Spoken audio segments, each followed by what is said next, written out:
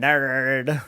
Where's my music stuff? Let me turn this down some.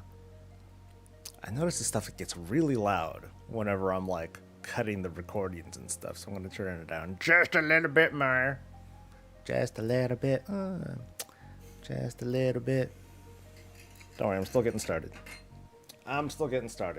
But I acknowledge all of you. I will say hi to you in just a moment because there's some important stuff I need to do, like pour the coffee, take a quick sip, and all that. It's so important. Y'all don't understand. I am in a weird headspace right now. So anyway, hey everyone, this is Coffee with Soul. This is where I run the clock and hang out with you guys before I start streaming and doing other things. Although, like I had said just before the official intro, I'm in a weird headspace because today is Friday. And Friday is when I typically work on Warcraft Weekly, the show that could have been shot live, but it's not. Yeah, so yesterday, oh boy. So why am I streaming today? Let's just talk and chat. But let's say hi to people too. What's up to Tharmus? You're the first person to say hi, so you get a point. It doesn't mean anything, but that's okay. What's up to Degreasemer? What's up to Aaron? What's up to Basic? Basic. What's up to Orange Microfiber? What's up to Pascal? What's up to Ebo? What's up to Nate? And what's up to Menergy? What's up, dude? I hope everyone is doing well. And of course, the beautiful digital smiling faces, the lurkers who will be joining us, or otherwise are just kind of hanging out. Feel free, do your thing, come and go as you please. It's like my guild. It's an open door, guys. Just go ahead and come and go. Stay as long or as little as you like, especially if you're a critical person. And well, anyway. So why am I streaming on a Friday? Yesterday I did not stream because I was just in a bad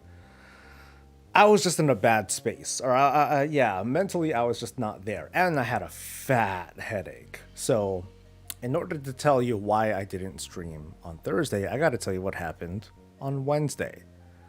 Cause boy, that was fun. So Wednesday, I do the live stuff. I start working on things, whatever, and then my mom starts messaging me. I'm going to talk smack about my mom. Sorry, Mom. She should be on a plane right now.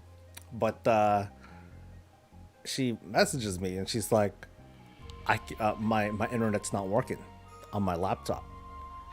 I need you to fix it before I fly out. And I'm like, okay, I told you if you're having a problem, if you have a problem, let me know. And then I'll come by and I'll adjust my schedule and things like that. She doesn't tell me until like about 26 hours later, yeah, are you coming or not? I'm like, you didn't tell me anything. So I guess I should have followed up, right? So here I am. It's like 3 p.m, and my mom's expecting me to go down there and fix stuff. And I'm like, dude, I've hardly made any videos. I've hardly produced anything. I still have the coffee episodes to cut and put out. I'm not getting anything done. So I'm like stressing out. I'm super stressing out. And he's like, so what are we going to do? I'm like, well, we're going, or I'm going to go. So she volunteers herself to like go with me because it's like a 20-30 minute drive or whatever. Not a big deal. But the whole thing is I need to fix your computer, which in my head at the time was going to be like, okay, I'm going to have to restore the computer. And it's like a 6-year-old thing. And I have no resources on me. I'm like, great. So I'm like, so I'm here at the house. I'm downloading another copy of Windows 10 and I'm prepping all this stuff. And I'm just like fuming. I can't concentrate on anything in the meantime. I'm like, yeah, I wasn't feeling very breezy. You feel me? So we go have dinner. And then we go down to to the other house. Go to the other house. She's not even there. Her laptop's there. She's not even there. I find out, my godparents, I just call them uncles, whatever, or my uncle and aunt, they take her out for dinner. I'm like, oh, that's nice. Yeah, go ahead and have dinner. I mean, to be fair, I had dinner before going down anyway. But I'm like, okay, that's cool. Yeah, here I am, your little concierge Geek Squad person. Fun fact: I worked at Geek Squad for a number of years. For those who know what that is, so I start messing around with the computer. So for you tech heads, I hope you guys know what I'm talking about. For you non-tech heads, I apologize. I'm just gonna get nerdy for a little bit. So there was a driver conflict with her internal wireless card. There's a problem with it. Causes, it has one of it's there, but it says, oh, there's a driver conflict there or whatever. And so I uninstall the driver, I reinstall it, and then it works fine. I'm like, okay, cool. But I know but it's like finicky, and I'm not quite sure like why it's like having problems. So I run a couple of like different sorts of like basic cleaners, things to clean up the registry, extra drivers. I try to find that stuff, and I do the best that I can. And it seems okay. I'm like, okay. I restart it like 4 or 5 times. Things seem all right. I run Windows Update. Everything's cool. And then I'm like, hey D, why don't you do some practical tests on it? And she's like, okay. So I hand her the laptop. And then immediately she's like, okay, it's not working. I'm like, what the fuck? And I'm like, all right, tell me what you did. Run the steps by me. So she's familiar with QA stuff too. She's a business analyst kind of person, but she's familiar with the process. So she's like, okay, I grabbed it here. I used the window key. I typed in the browser. I typed in Chrome or whatever. Opened it. The splash page opened up fine. I go here, blah blah blah blah blah. Process, and then it breaks. I'm like, okay. And so I take it back, fix it. I just reinstall that driver thing again, and that seems to be like a workaround. It's like, okay, whenever the internet goes down, I'll just replace that driver, and then that'll be it. And then everything seems fine. I'm like, okay, maybe you have the touch, babe. So I hand the laptop back over to her, and then she does the same thing. It breaks. I'm like, fuck. So we do this process a number of times. So I'm like, okay, we need to break down these steps too. What's happening here? That's causing this fucking problem. So it turns out that at step one is where the internet breaks, which is when I pick up the laptop. So somehow, so it's obviously some sort of a hardware issue. I pick up the laptop, and for whatever reason, the driver for the laptop, it like disconnects, reconnects, or something like that, and it causes a driver conflict.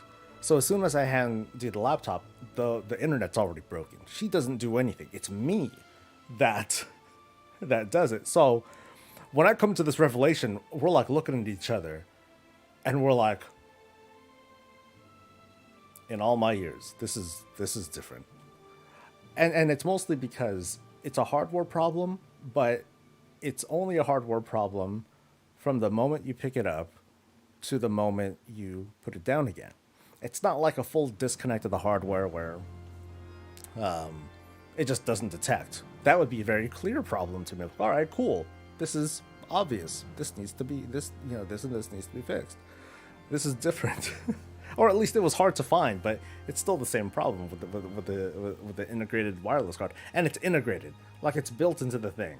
It's not like it's hanging by a wire or something like that. But obviously something got loose. But it's a much bigger and fundamental problem. And I'm like, okay, you know what? This is a 6-year-old laptop. I'm not gonna bother. Mom, just get a new one. But I was still, I was baffled by it. I was baffled by, because it's a thing that I've never seen before. I'm like, typical mom. She's like, what? She finally comes home from her dinner. How nice. She's like, what? That's weird. Oh my God. I'm like, yeah, it is so weird. Huh, Mom? Yeah. So thankfully, it didn't come to a point where I had to be like, okay, I'm going to be here for like hours and hours because I got to restore Windows and do all that and try to find all her drivers. And reinstall that stuff and re-implement her Office and then and make everything just the way it was before. Thankfully, I don't need to do that because now she's going home, and now she's and with the knowledge that she's just going to get a new computer. So there's at least a happy. The issue's been resolved. At least we know what's going to happen. I told her the workaround. I told her to just not move the laptop ever, and then the internet will work. Is it not in a slot where you open it? It might be. No, no, no. This is one of those mini laptops. It's like a 6 inch sort of thing. Yeah, it's well, not 6 inch, but it's a small laptop. It's the kind of thing where everything's integrated. All you have is a power cable. Yeah, you just have a power port thing and one USB port. That's it. That's the laptop. So there isn't a whole lot of like flexibility. I mean, I could have, I saw the schematics and I could have opened it up, but then I'd be like, okay, I need to order a specific part. Nah, man, I ain't doing that stuff. Those days are over. I've gone past that. I've moved on to like greater things. Clearly, hi everybody, I'm streaming. But by the end of the night, I was mentally like worn out because it's like I lost so many hours of my day, and since mom was here, like I lost my off day kind of. Mondays are usually like the closest thing I have to like an off day because I'm not streaming, I'm not really doing much. Okay, I'm working every day, but it gives me a bit more headspace. And the past couple Mondays, I've been going to the other house to like help out my mom and do some other stuff. And we hang out too. It's not like I go there and she's like, "Yeah, get to work, soul bitch." Wow, it's not like that. Because she buys me lunch afterwards. Um,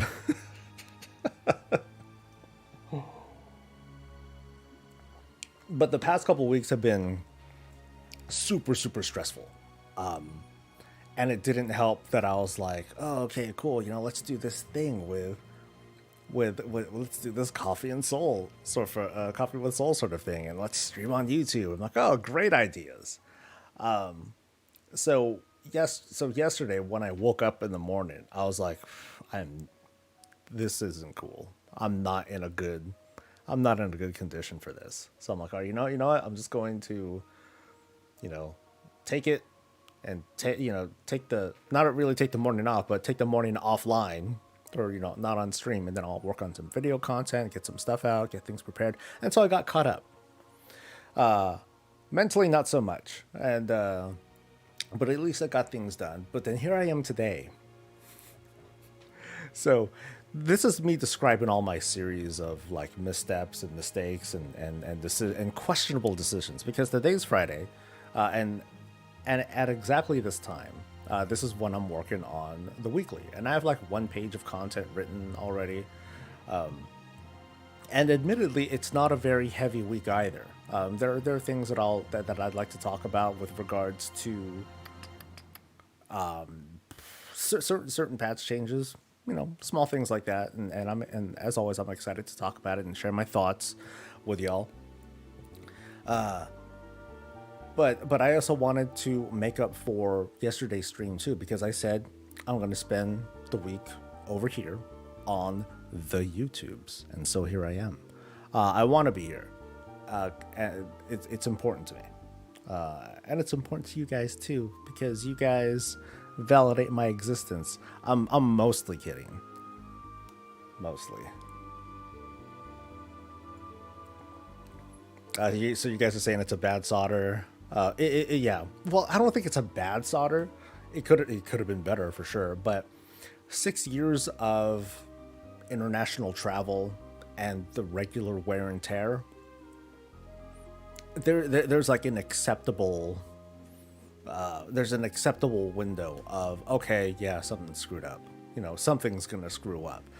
Before that, though, she was having like major software problems, and so that's why I thought at first, oh man, her internet problems are definitely because of like viruses and stuff like that. Because she had she had like different sorts of malware that was messing up the internet.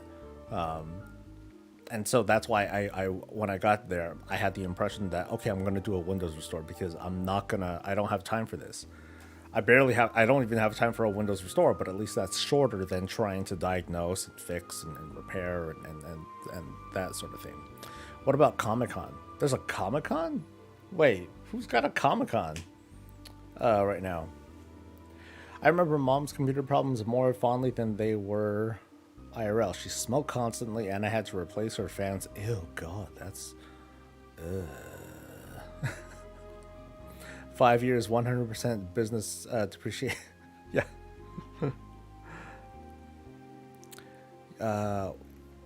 Me, you say? I'm not quite sure how I feel about the whole YouTube versus Twitch thing, because 1 week here doesn't do much, and I'll have to look at the numbers over the weekend. But I will go, but just to be clear on my intentions, I'm not gonna waffle it right now. I'm gonna be back on Twitch as usual as I kind of assess, as I kind of assess like how things went, what did the numbers look like, and I don't have any impressions yet, so I'm not sure. My shelf looks exactly like yours, including the URL print. I'm after taking like kind of a dayish off yesterday, I was thinking to myself, okay, like I haven't given myself time off really, like to just work on offline things, work on myself. I still haven't even had the time to like full like I have a whole bunch of foam pads. I don't know if you guys remember, I had some purple ones that were up and then they just wouldn't stick to the wall, and I'm like, screw it, I'll work on this later. And now they've been sitting here for like months pretty much, and I feel like a dick. USB she could always have hubs too. I'm not interested in giving her stuff. She's my mom, and trying to get her to do stuff, or trying to have her figure out technology it's very challenging. Let's go with that. I love you, mom. She's it can be really challenging to get her to be like, okay, this is how you turn on the computer, or the icon for your web browser, like it moved down there. That's all that happened, mom. Why did it move down there? I'm like, because you installed some other stuff. When did I install some other stuff? I'm like, I don't know when you installed this other stuff. What is this other stuff? I don't know. The thing just told me that I needed this to watch my Korean drama. I'm like, don't do that. How do I know not to do that? You could ask me. You never answer your phone, so it's that's what I got to deal with. And I am what she has to deal with. So I accept that sometimes I can be a dick of a son. Sometimes. That's how that goes. So for me to tell her, oh yeah, here's a solution for you. She doesn't want a solution. She just wants it to work, which is different, because a solution means adding something. It means adding a step. She don't want that. She doesn't want that. And at any rate, it would, it's, I'd rather just be like, it's been 6 years, mom. You're good. This thing had a good run. And she walked, and she's happy because, like I said, now she knows what happened to her laptop, why it's happening. It's not entirely her fault, but it's just the wear and tear, so she can accept that, and she's fine with it. And then there was peace in the world. Oh, thank God. Your mom went from teaching her everything to voice doing documentation for the work. Wow, nice.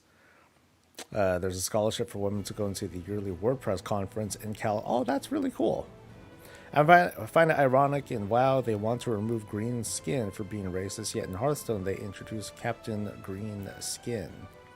Oh, did they? Oh, that's funny. Well, that won't be there for long.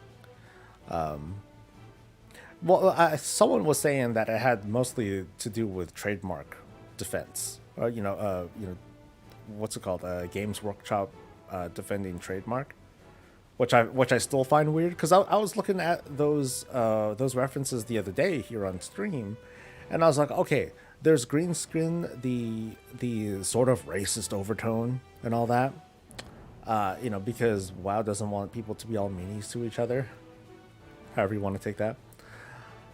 But then there are other references that WoW had pointed out that used green skin as just a descriptor.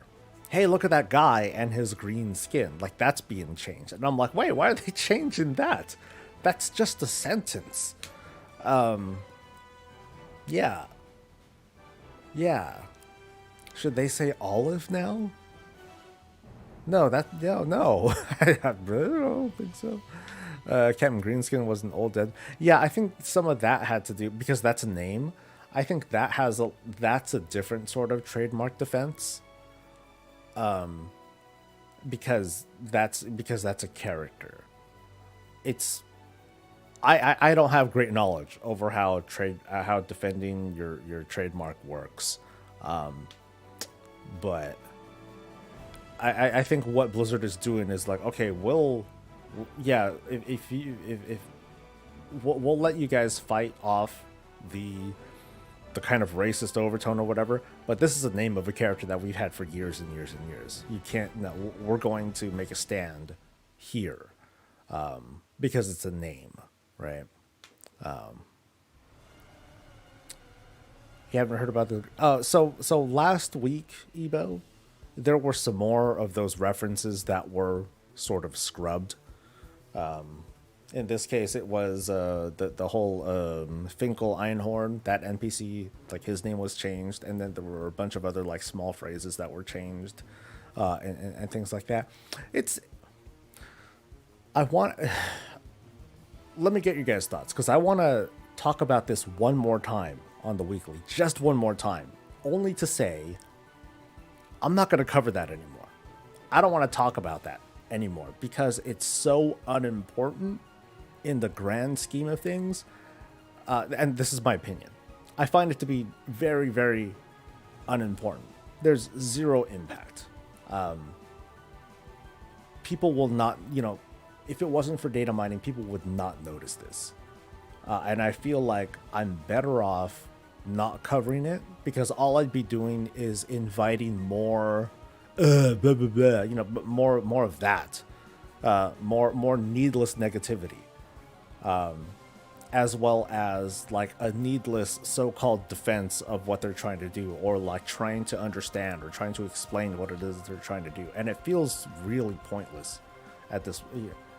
It feels pointless at this point. I hate it when I do that. It doesn't seem to do anything because the changes don't really do anything. Oh, it's an attack on the soul of World of Warcraft. Please, please. I'd rather be talking about the nerfs to ENR, and how it's a little bit more soloable.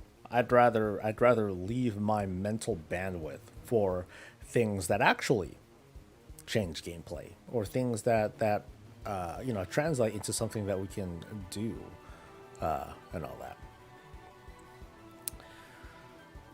Excuse me. What's wrong with that name? Is it a Jewish reference? That's all I can think of.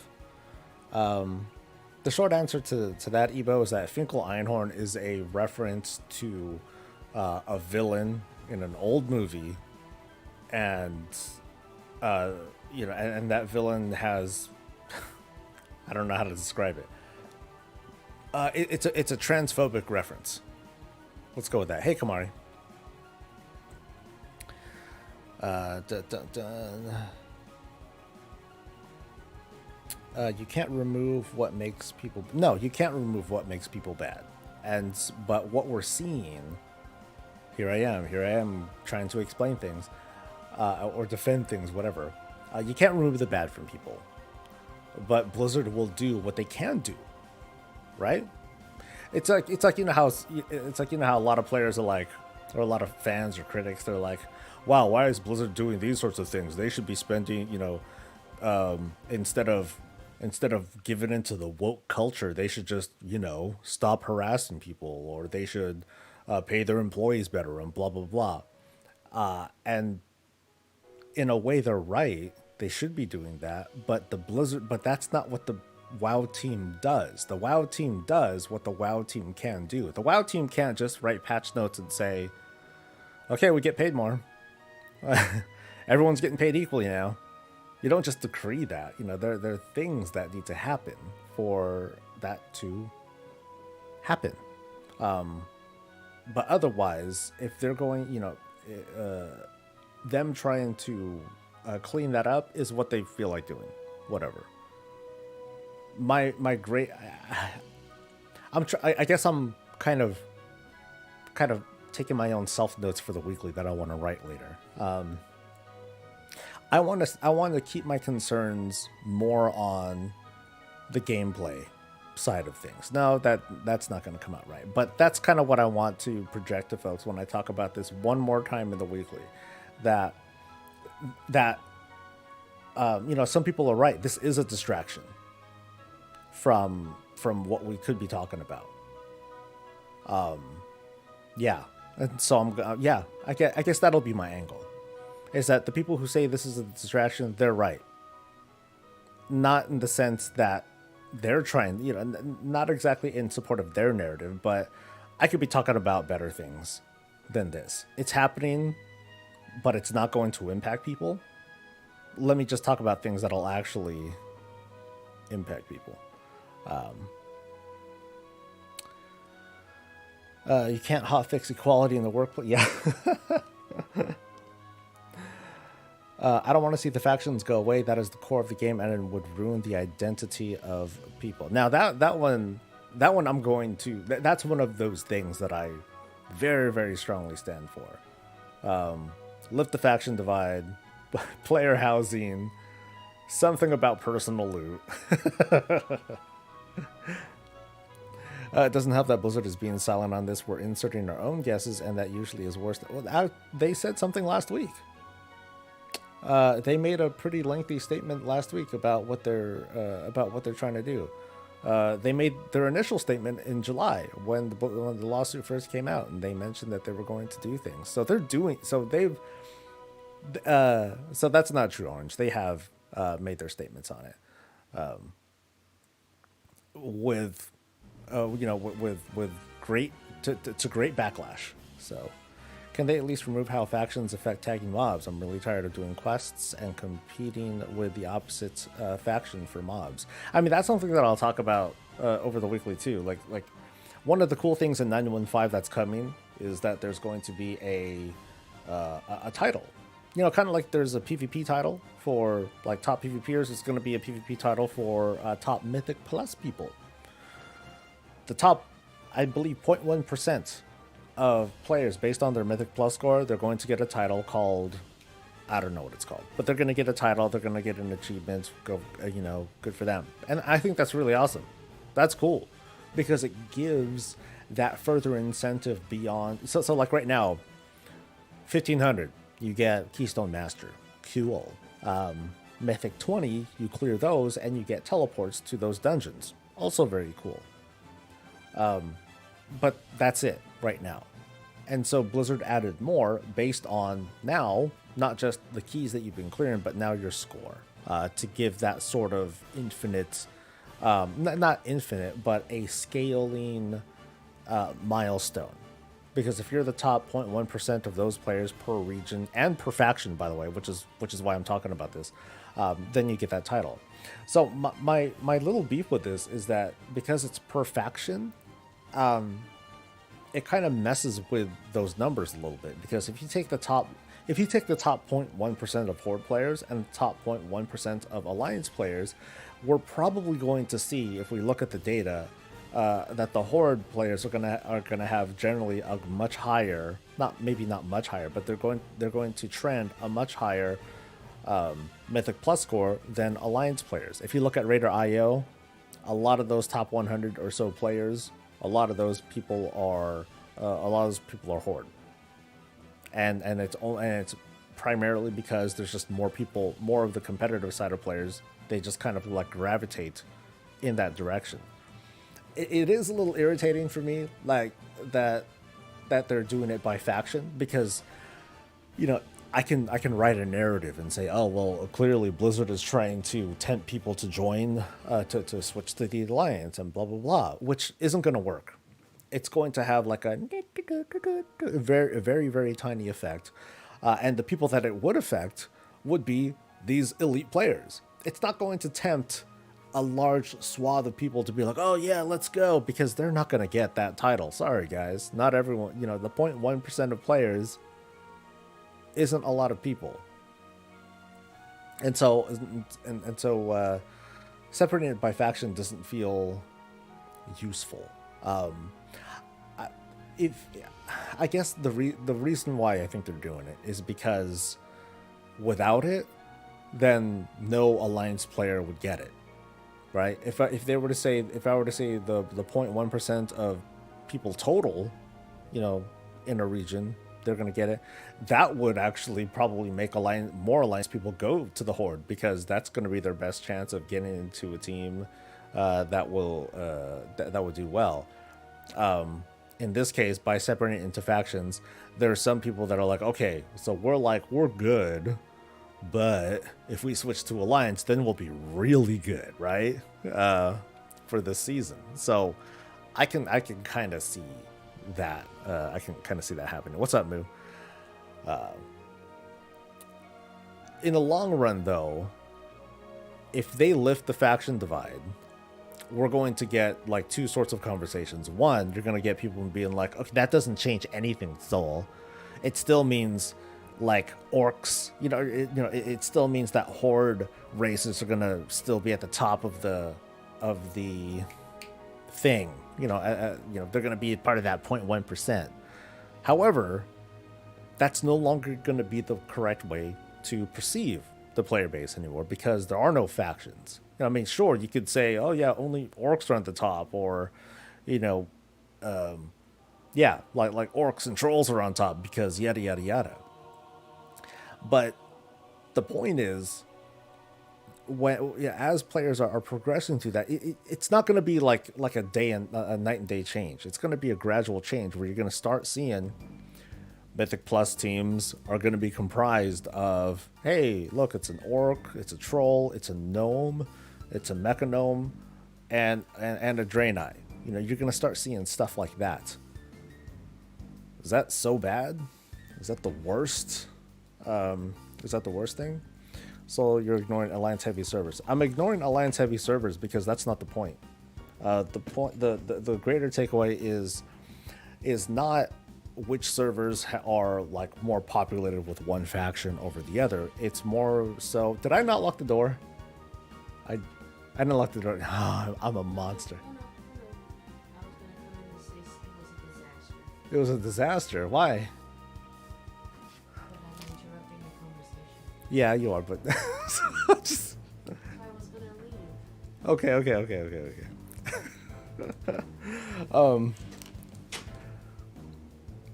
I'm ignoring alliance heavy servers because, again, that's not the point. The point is there are more competitive players that play on the Horde than the alliance.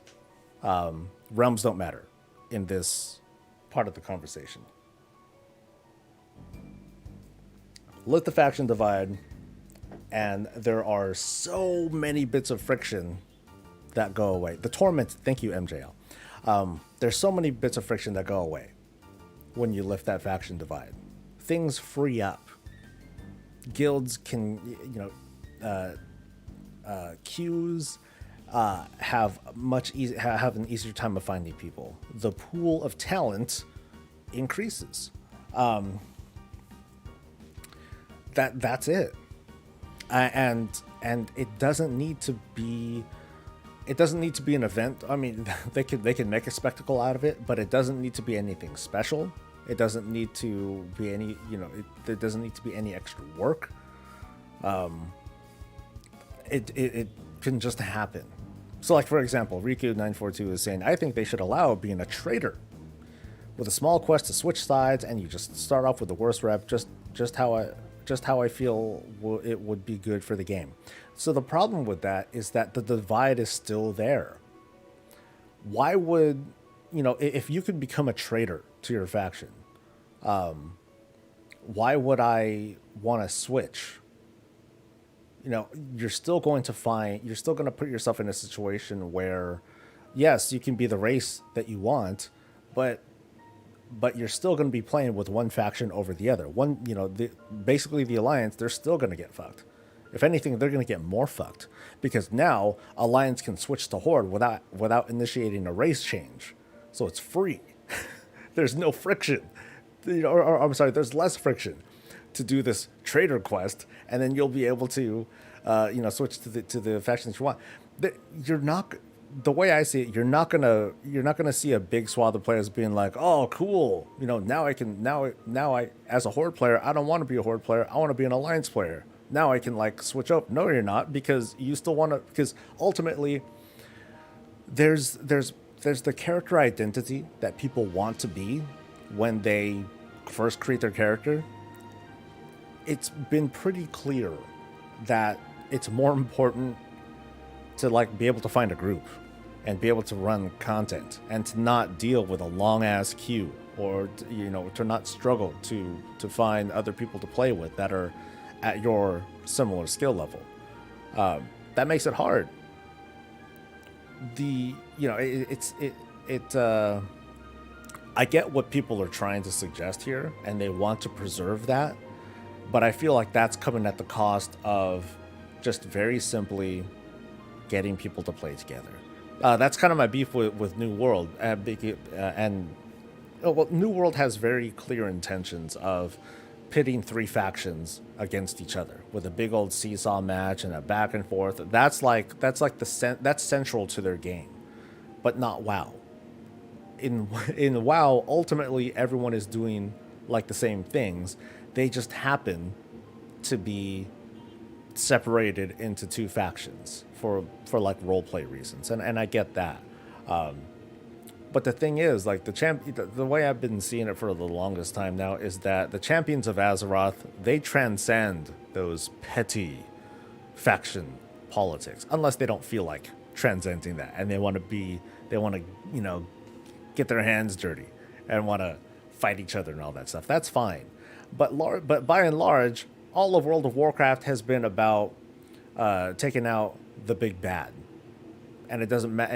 And more often than not, the champions of Azeroth, they kind of throw away their Horde and Alliance affiliations for the sake of joining up with the Argent Dawn, the Cenarian Circle, the armies of Legion Fall, the something of the Shattered Sun, and so on and so forth. So we regularly fall under different banners. On the regular. The faction divide is something that's done on occasion. But for whatever reason, at the character select screen, the faction divide is also kind of permanent too, and that it doesn't need to be a thing. Yeah. The divide just hurts people. That's it. Removing the divide hurts feelings, which I'm not going to dismiss, but I don't think that's enough anymore. I don't think that's enough to justify keeping it. Nick Ray says that I honestly thought that Biffa existed to wrap up the faction divide, the same way Legion wrapped up the Legion story. Yeah, that was kind of me too. I was really surprised when a big ass sword in the planet actually divided, redivided the factions, and it shattered the unity of the class orders. It was just gone. That's it. No fanfare. Zap the sword. Goodbye artifact weapons. But like that's it. All of a sudden it was, we were back to normal.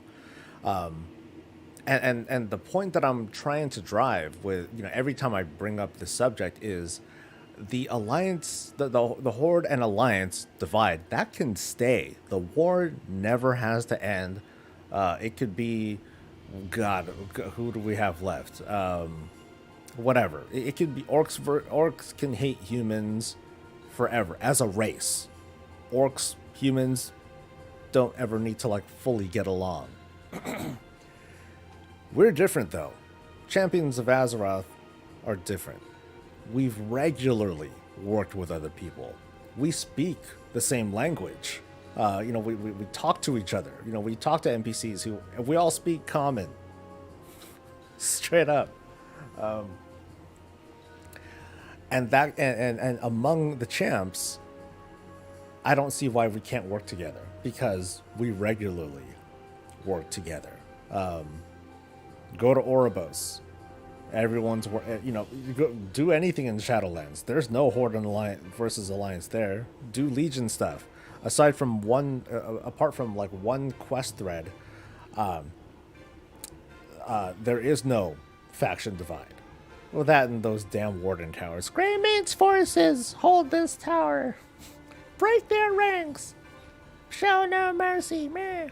Most Horde don't speak common. Yeah, but what I'm talking about is, you see, you talk to NPCs. They speak common. So do we. That's it. That's all. That's all that is. Grouping in guilds only. Everything else stays as is. I don't think half-assing it is going to do it. I mean, grouping in guilds is most everything anyway.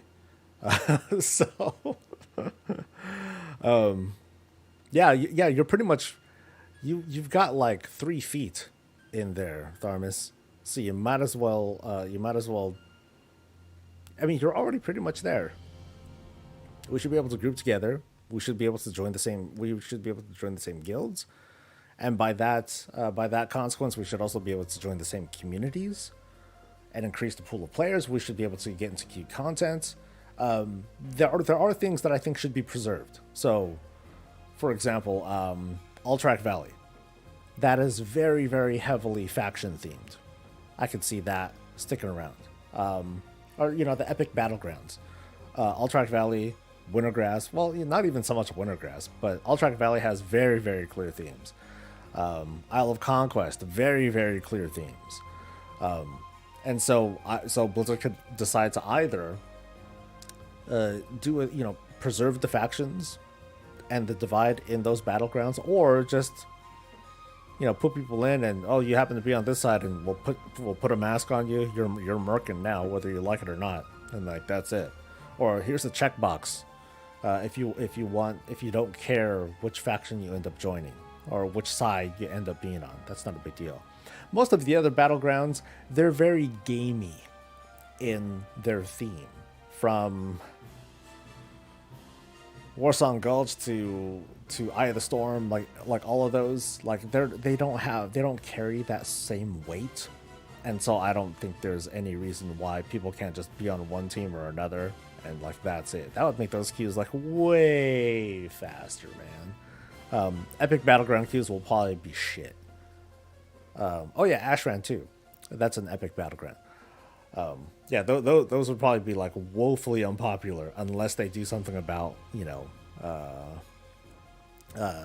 dissolving the divide, or auto merc mode or something like that. It'd be easy. Most horde. I mean, dude, all you have to do is drink a potion right now, right? Like the drink some potion, and then for 2 hours. Is it, how long is it? 1 hour, 2 hours, whatever. Just drinking an elixir of tongues, and then ta-da, everyone can speak common.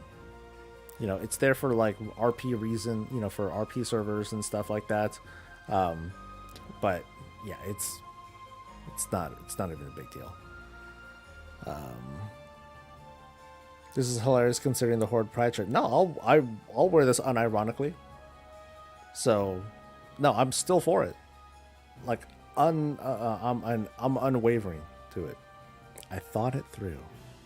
If sharding was not a thing, I think the faction. If sharding was not a thing, I think the faction in PvP would be a bit better. Do you think so? I remember the days of old school Wintergrasp, like old school, like back when it was current.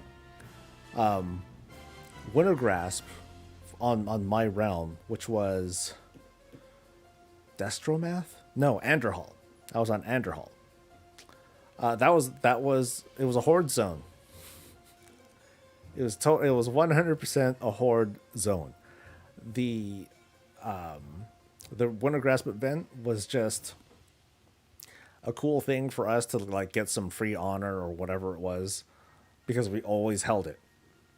Always. It wasn't until they started to do the weird shenanigans later in the expansion when trying to, where they were all of a sudden alliance players were like raid bosses, and you had like 30 people like trying to take down like one or two tanks or something like that. It was hilarious with how with how crazy it was. But yeah, without sharding and the rebalancing of things, it was clear that the server divides, server populations just made things unfun for the minority population, straight up. And in some ways, it made it unfun for the populace faction. I mean, we see that now. Like, you see a good reflection of that over on TBC Classic, where you have Alliance with instant queues and Horde with like really shit ass queues. It sucks. Yeah, it sucks for everybody, and so that's why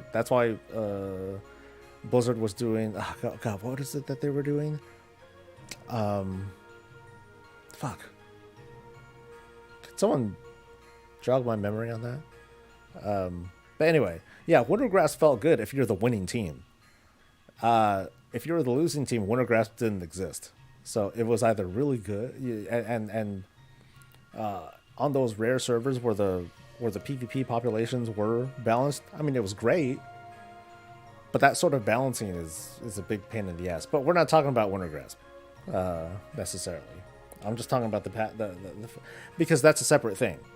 I'm talking mostly about PvE content.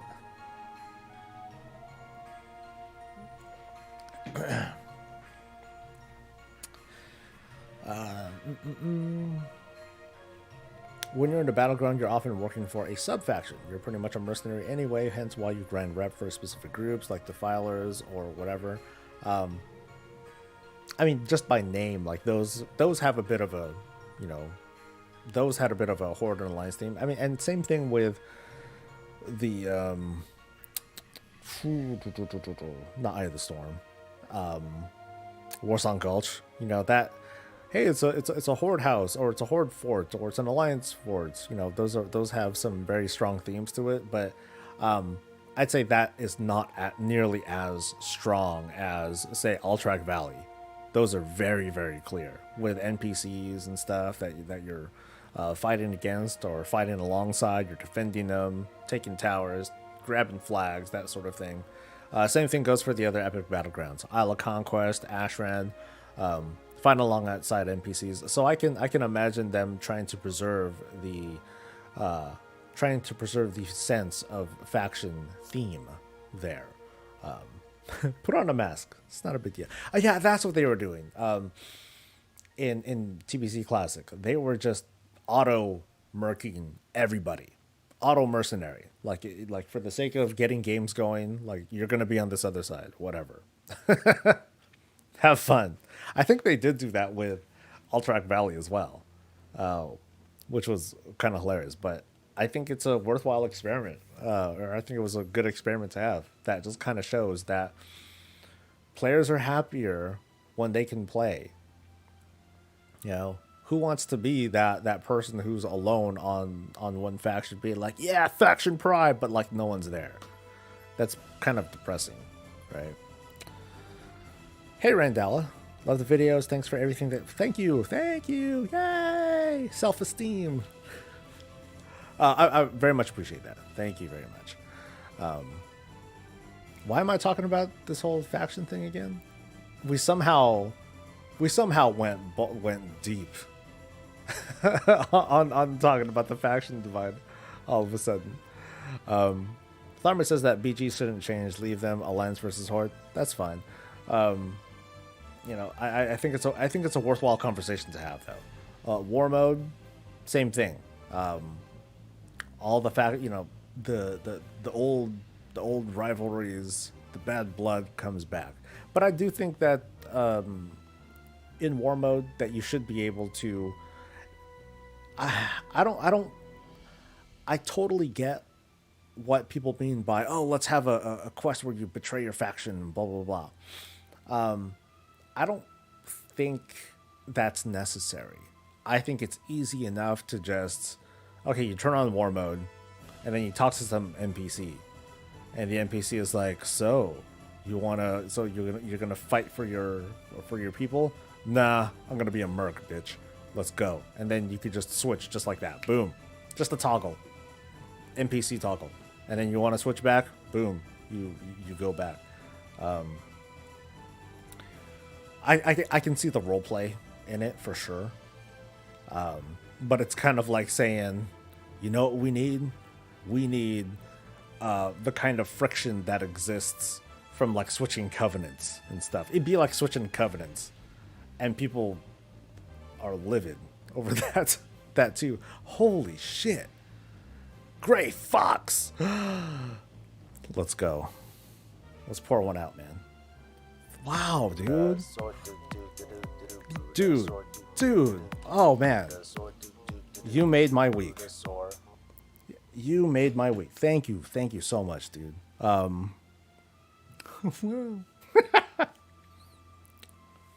think I'll buy myself a donut today. Whoa. Yeah, thank you again, Gray Fox. Yeah, let's go.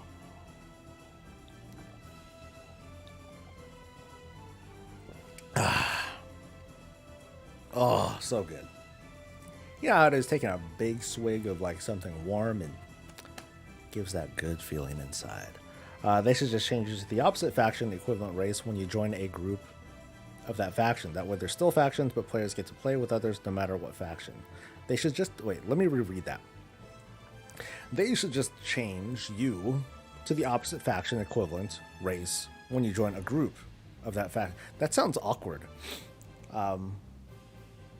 Yeah, that feels weird because it makes it warps your identity as a player, right? Some people felt really thrown off when they were doing the Battle of Dazar'alor raid. And then when you switch to the other faction, you're like, what? I'm a human? Hell no. How dare they switch me to that? I did not consent. Blizz. What happened to you guys being, not about that? God. That seems weird. As a first impression. Now, maybe I'm just not describing this well. Because it sounds great, and I'm notorious for that. Even Dee tells me all the time. She's like, okay, dude, you need to share exactly what it is that you're thinking, because I'm sure you get it in your head, but none of us are. So I acknowledge that. The way I see it, Lift the Divide, very, very forcefully, very, very, all of a sudden, but every now and then, if we're to let's say we're doing quests, we're doing leveling quests, things like that. And there is as you're leveling, there's a quest line or like a side quest. I don't think we'll see this very much on main quests these days, but like a side quest. And it's faction specific. That's it. So like you and your buddies might be playing together, but there might be a side quest that's like, oh, this is a horde quest. Okay. Sorry, let's split up and, I'll do my horde quest, you do your alliance quest, and then we'll meet back up and then we'll do the main quest line together. That's it. I think that's the only divide that's needed, because orcs are part of the horde, right? Orcs as a race, they chill in Orgrimmar, they, and they as a race have beef with humans and a lot of the other races. That's cool. You, orc person, are a champion of Azeroth. And on the regular, you help out other people, right? You help out Khadgar. You help out, you do all sorts of things that that normal orcs would be like, ugh, what's he doing helping that human and all that stuff. And you're like, we're going to Wailing Cavern so we can beat up bad guys. Fuck you, man. I don't care what you think. Because think of it like this, like, what would NPCs think of you? What does the regular citizen of Orgrimmar think of you, man, when you're yeeting off to Argus and fighting alongside humans and, space goats and stuff, fighting back, you know, right, they're fighting back the Burning Legion who wants to kill everyone. Well, okay, I guess that's all right. The point is that you're special. The champions of Azeroth are special. They're not part of the regular. They're not. You're not regular people. And I fully believe that when that divide is lifted, there is going to be that friction. OMG, woke culture, which sounds weird anyway. Which also sounds very weird to say. How dare Blizzard do this? This isn't the game that I play. Blah blah blah blah blah. There's going to be that rumbling. People will quit out of protest. The rest of us will be like, dude, look at these queues, man. These queues are fucking whoa, instant. This is dope, Or I set up a group in the group finder,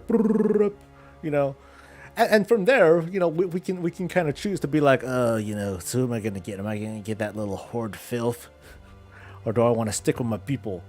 Or if I want to be a dick, I could be like, okay, let me get gnomes. I'm just gonna get gnomes, then I'm just gonna trash talk them all day, or something like that. It introduces like all sorts of new possibilities for I guess trolling and stuff, but which is not a great idea. Let's see. There's some. You find them untenable. Alternatively, you can set your alternative. I mean, we're going to agree to disagree, but I want to keep discussing this. All right, let's just make that clear. We're not going to talk each other into one thing or another, but I do enjoy this conversation. So I hope you're enjoying this with me. Me myself says alternatively, you can set your alternative faction character at the barber. Your character will basically then have two identities, but the main one is still the faction that you picked. But then there's the second. I'm still not fond of that because I want my character to be I want my blood elf to stay my blood elf. I mean, true, I could just be like, well, cool, blood elf on this side, void elf on the other, bam. But I don't see a reason why there needs to be a change, because in the end, I'm still a horde character. I'm still a horde, I'm still a horde player. Just because even though I'm switching, that feels like an unnecessary solution, or it's an unnecessary extra to something that is already happening. Just because I look different. You don't want orcs chilling in Stormwind. They probably won't. Or, if they want to, they can. But there's nothing, but I would say, like, apart from an auction house, there's nothing for orcs in Stormwind. I'm trying to think, like, what are some, like one thing that can discourage. So I guess the first step when lifting the faction divide is that eventually people are going to stop saying horde players, alliance players, and things like that. That's just going to go away. But to discourage like some of those other races, what is there that would stop people from going to a certain, I guess disabling the auction house or not having the auction house available for them would be one way to go. But I don't really buy into that either, because like, at least from a role-playing standpoint, who would refuse money? I guess if the racism runs deep, right? Yeah. But I'm still kind of like stuck on the fact that the champions of Azeroth are special. So maybe they won't immediately attack. Like you're part of the team that saved the planet numerous times. Are you still gonna be like, no, you can't get into town, green skin? How long can that really keep up?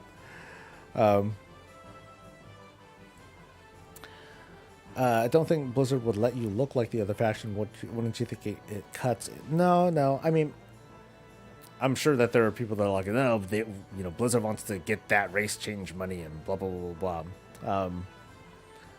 Yeah, yeah, that mechanic of suddenly changing your race just because you're part of an yeah. So like, wait, hold up. So what if you're like, so does it have do the alliance members have to outnumber the horde in order for that whole race thing to happen? Yeah, that feels needlessly complicated. Yeah, we're overthinking this. I just don't think it's a great idea just to not offend the other factions players or whatever. Oh my god, we look like this, and you're going into Wailing Caverns. Does it really matter if the people that go in there look all Horde or all Alliance? I don't know. Can't use the portal room. Oh, yeah, that'll do it. Yeah, yeah. No, that does it. There we go. Flight points. Boom. Yeah, yeah. I think that'll. I think we could still have a conversation or a debate over that, but not letting people from those races use those flight points to get directly into a city. That would definitely discourage the regular visits. But I do think they should still be able to go there. Like, you walk up to, your friend. It's like you're friendly with Anduin Rin, right? But you can't walk into his city. It's fucked up. Anduin Rin or whoever acknowledges you as like a hero of Azeroth or whatever, but you can't walk into the city. Thanks, Anduin. I mean, in war mode, sure, absolutely, because fuck the other faction, right? But otherwise, though, I don't know. It's always been the problem making 10 million people the champions of Azeroth. I think seeing it at that scale isn't fair because you're not seeing 10 million people. Do. You really don't like I'm the chosen. We're not even, but that's not the conversation either. It's more like you are a person that helps out people of every faction. So why not? Why not be treated a little bit differently? Different topic. Have you gotten feedback from Blizzard on your previous applications? Very intrigued by the tweets. The vast majority of them, no. Like, I think I said on the tweet, like, I got an interview once.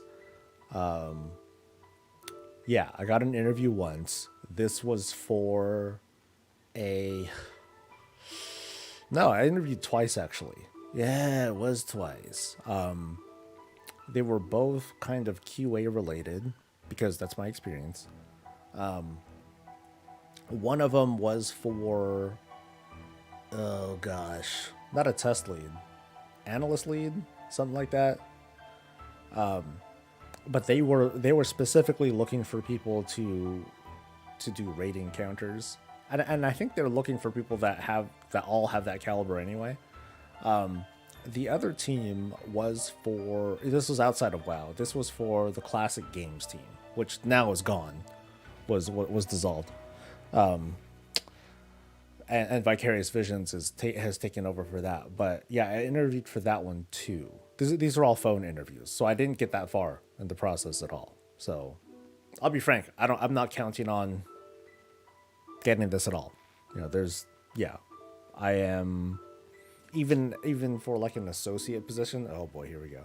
Even for an associate position, I feel like grossly underqualified. Not very serious. So, but I wanted to give it a shot because passions are there. And there's the puppy. Okay. Jalzon, what's up, dude? but I don't want to be the other faction. I just want to play with. I think that's the takeaway. Like, I doubt you're going to see like a large number of people that are like, okay, cool. I always wanted to be an orc in Stormwind. They're probably just going to behave the same way that they always did. I'm going to AFK in Orbos, run circles around the donut, and try to get in the groups. It just feels like creating all these different exceptions and restrictions and things like that, it's crazy unnecessary.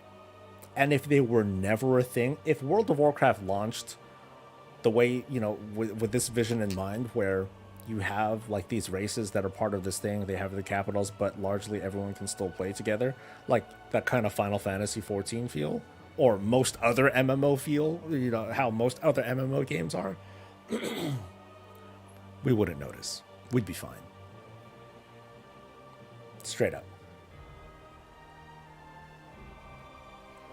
I fully buy into that.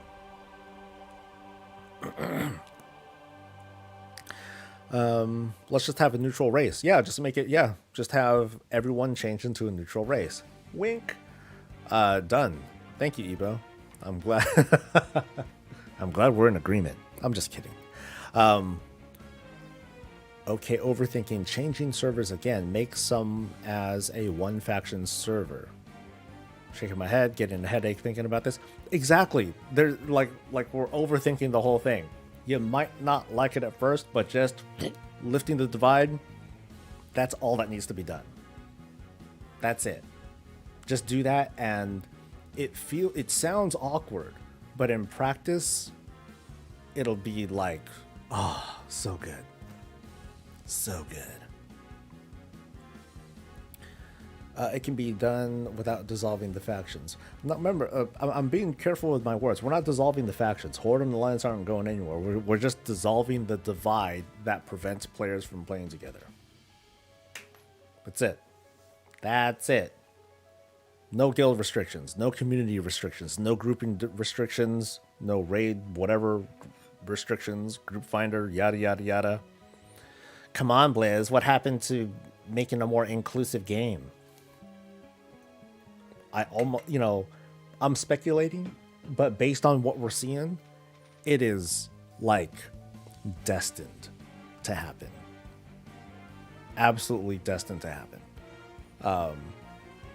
With what we're seeing with the unintrusive things, with these little surface things and text changes and fruit and all that, we're gonna see it. But it's just. But it's still a big move. It's an expansion level move. Or like if there's going to be a 9.3, it's going to happen in 9.3. It'd be a big thing. Messing with people's characters would probably be much more. Yeah, for me it's easy. I'm a blood elf. I can change into a void elf. But if I was an orc, what would I want to change to? I don't want to change. And even if it was like, oh, it's an illusion, only the other players can see you as that other character, I don't give a shit how other people see me. You know what I care about? The meters. I care about dead bosses. I care about getting loot. So yeah, it seems much. Bark, bark, bark. What about World First rating restrictions? Would you make an Alliance guild with all Horde rating team to get that edge on World First if Horde racials are better? So the magic of this, Slimpy, is that without the divide, it doesn't matter. The Hall of Fame will just be like the top 100 guilds, period. That's it. Ta-da! It's super simple. Yeah, I'm always behind on chat. Making a random thing that makes them come together. I'd love to see it happen, as you say. I don't think it will, hence me thinking of other solutions. No, I get it. Like I said, we're just having a conversation, We're just having fun with all of the possibilities, even if we're like standing our ground. I get a kick out of these sorts of discussions with viewers. What's going on over here? What's going on over here is that I'm totally owning the audience. and I'm talking about dissolving the factions and how I'm so right and how everyone else is so wrong. I'm just kidding. We're having a discussion about stuff. Stuff. Racials don't matter anymore is the problem. The music stopped and started did I miss anything big? I did. Let me backtrack a little bit. Do do do do.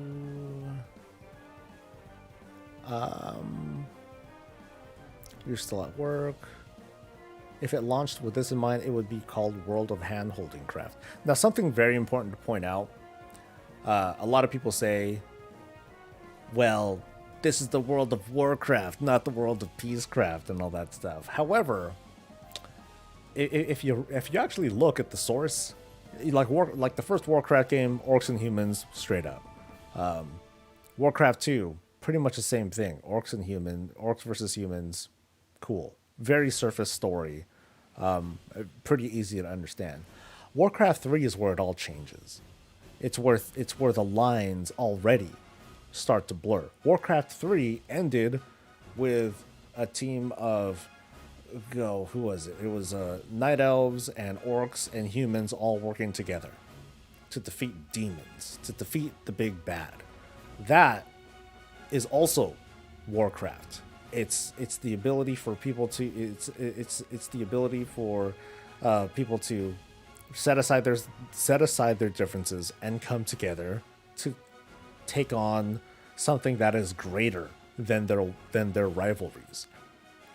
And that probably should have been something that followed into World of Warcraft, where you have the regular rank and file people, Horde and Alliance, bad bloods, rivalries, hatreds, yada yada yada. But you have these champions of Azeroth who are above that sort of thing until they don't want to be. Until you want to do a quest where you support your faction by doing things for them, and you'll do questionable things that you may not like doing, but maybe that's part of the story and whatever. That's it. That's all it has to be.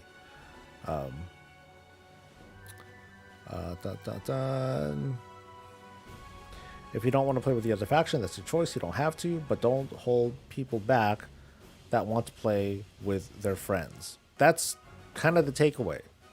Like early on, I would ask my real life friends, well, hey, dude, you playing World of Warcraft? They're like, yeah, I'm playing World of Warcraft. So cool. I'm like level 20 now. I'm like, oh, that's cool, man. What server you play on? I play on not your server. And I'll be like, oh, okay, cool. That sucks. Maybe I'll roll a character on your server. Like, what race you play? And then they'd be like, I play a night elf. And I'm like, ooh, night elves. Fuck, man. I'm like, oh, that means you're on the Alliance. Oh, man. Like, having that divide, like looking back on it, man, that sucked. Well, even during that time, it sucked because it immediately separated you from players in a big way. And it's fucking 2020, dude. I'm tired of being separated like that. Show the doggo on cam. She already went outside, or outside the room. What kind of dog is it? It's like she's kind of a corgi mix. But she's like a little bit taller and old. They come together to save the world, but still as enemies. Enemies can still have a begrudging respect for each other and still dislike each other. But I don't think that players should be held to that. They shouldn't be forced to hate the other faction. Right? Isn't that, role playing and that sort of thing? How many of the 8 expansions have actually focused on the divide? I feel like only half. Legion, Warlords, and Shadowlands and Lich King were about teaming up. There were, so I'm trying to think. Let's see. Which one did you point out? So I'd say BC didn't have a very strong faction divide. I mean, there were separate towns sometimes. Yeah, there are some separate towns, but there wasn't. Yeah, I don't think the faction versus faction theme was very long. You had those kind of half-assed PvP objectives. Woo, there was that. Yeah, Lich King didn't have a very strong theme to it, except for Winter Grasp. But that as fun as that was, it just felt like kind of a contrived, hey, let's fight over this sort of thing. Cataclysm. Cataclysm's leveling content was very heavily into the faction divide, right? Because you had very strong, they rewrote all the damn stories, all sorts of faction propaganda, that sort of thing. But when it came to the actual expansion content, nope. Everyone was just like, oh fuck, Deathwing, oh no, and you had people kind of working together in that sense. Mop was Mop started with a pretty heavy faction divide with Jade Forest, but then after that it was very specific, and it was kind of you had some faction divide. Actually, Mop makes a pretty good example of how this whole thing can work, where you can have faction specific stuff that happens at the start, but eventually everyone comes together. But then, here's a new patch, and we have some faction specific stuff again, but still, like, everyone's going to be working together, like in the Isle of Thunder and that sort of thing. So there needs to be a lot of thought that's done there. And what happened after that? Warlords just kind of threw out factions, except for Ashran, which again feels a little bit forced, a little bit contrived. But largely, it had that sense of, okay, it's just you, man. It's just you and your garrison full of everybody. Everybody. You recruited anybody. Didn't matter what their race was, right? So that makes a pretty strong example of how you could have chosen just people who were part of the races that you're familiar with, but largely, like, you had, like, everybody. And then Legion, that was class orders. Aside from Stormheim questing, people worked together consistently. BFA was obviously very heavily faction themed until 8.2. Yeah, until 8.2. Then it really, like, started to simmer and smolder, and by the time 8.2.5 rolled around, it was pretty much done. And then we're back to working together against the old gods in 8.3. Yay. And then Shadowlands. There isn't a Horde or Alliance flag in sight. So, yeah. Do I think cross-faction dungeons and raids are coming sometime? Yep. It's the writing's on the wall. I'm sure. I'm pretty sure they're planning on it and doing that sort of thing. Menarg says, because I'm behind on chat again. Yeah, I'm a big supporter of this idea. New World is a bit weird with it because of the zone control, but if you don't PvP, then the factions are just a couple of quest givers. Yeah, it's very light in that. But part of my little beef with New World is, like, if people are part of one faction and you want to play with your friends who are part of another faction, I think there's still like a 4-month gap. It's a 4-month wait if you want to switch from one faction to another. I think the first one is easy, like, you can just do it right away. But then after that, you need to you gotta wait like 120 days, I believe, and that fucking sucks. Yeah. How's it? Covenants feel pretty, well, still feel pretty bad, but not 120 days bad. Let's see. Never had a problem rolling Horde versus Alliance where my friends were. I enjoyed playing both. You know, it would feel even better just not having to roll a new character and just being able to party with them right away. Boop. So, the role-playing thing to do is be able to be a traitor to your side once you don't feel like you want to. Once you don't want to be on that side anymore. It was already discussed. Wrath questing was quite heavily Horde versus Alliance, even if we didn't actively participate. I'm trying to remember.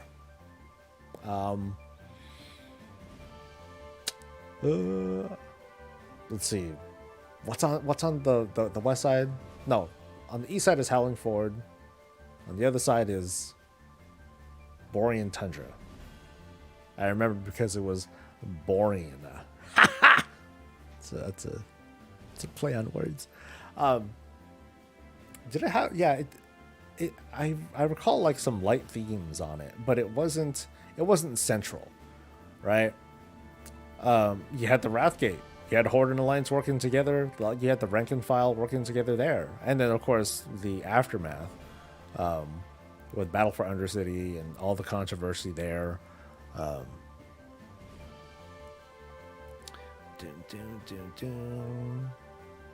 The problem with the faction divide is that they can't fully go with it because that would mean one side of the players has to lose. That's been a prevailing point of frustration for many fans because they keep score. A lot of folks keep score, but I remember, oh man, I remember when the Chronicles was first released.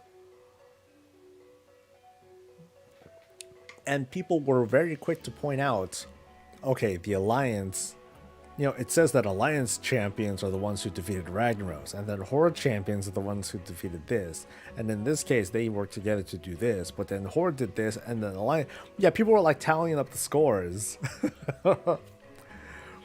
And be like, this is why this is the better faction, and yada, yada, yada.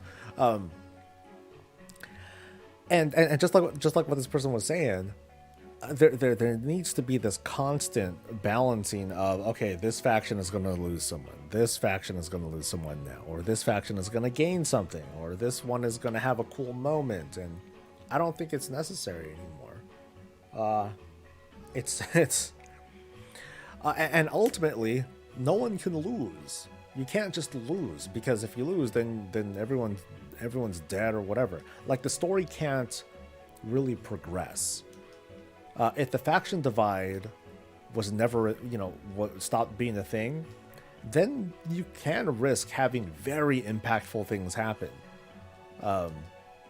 Like something that would feel a bit demoralizing at first, but ultimately I think would be kind of cool, would be like, what if all the Horde cities got nuked somehow? Like, something happened and like a bunch of Horde cities just got trashed, demolished or whatever.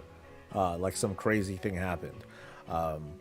Then there could be like new stories where, cool. Now there are quest lines where we might be hanging out in, in Stormwind City for a while, and we're like doing stuff and we're helping people out, and those like ideas like that, they don't sound. It doesn't sound like they're possible. The way WoW is right now. It just introduces like so many more opportunities for some compelling story where things actually happen. And yeah, definitely people will be pissed off because, this is Orgrimmar, this is my city, I want to avenge it, and blah, blah, blah, blah. And, maybe some human players are like, oh man, these filthy greenskins, they're in my city, But I think it makes for something that's compelling and interesting, I think. Let's see. In Legion, I was a human running around with an orc companion. Yeah, you had your bodyguards and all that stuff going too. As individual characters, we work with the opposite faction every expansion. We should have the option to group with whoever we want. BFA was kind of like MoP. Started Horde versus Alliance and turned into everyone versus Sylvanas. I thought the writing was on the wall was coming with the first TPC expansion. Yeah, no kidding. I think they should let Beastmaster Hunters join whatever group they want to spite faction because they're obviously the master class and spec.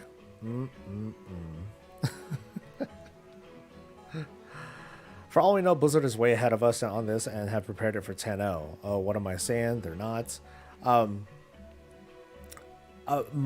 My hopes are mostly pending on what they're doing now with making people feel, with doing all this inclusive stuff.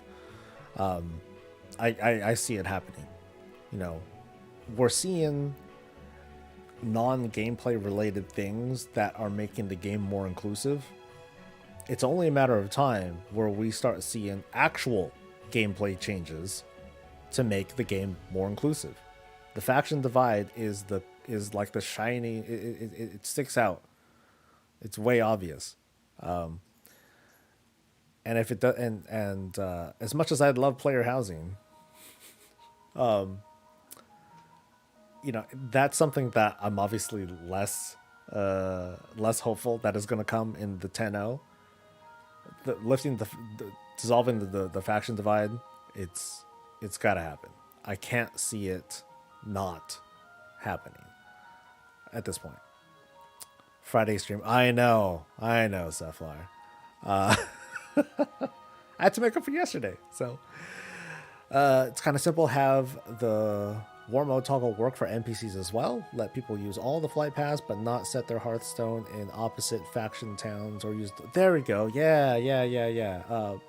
No portal room. No setting you're in at those sorts of places. Ta-da. I'm really surprised they haven't done away with faction tagging on mobs yet. I think they do it for regular mobs, but not like excuse me.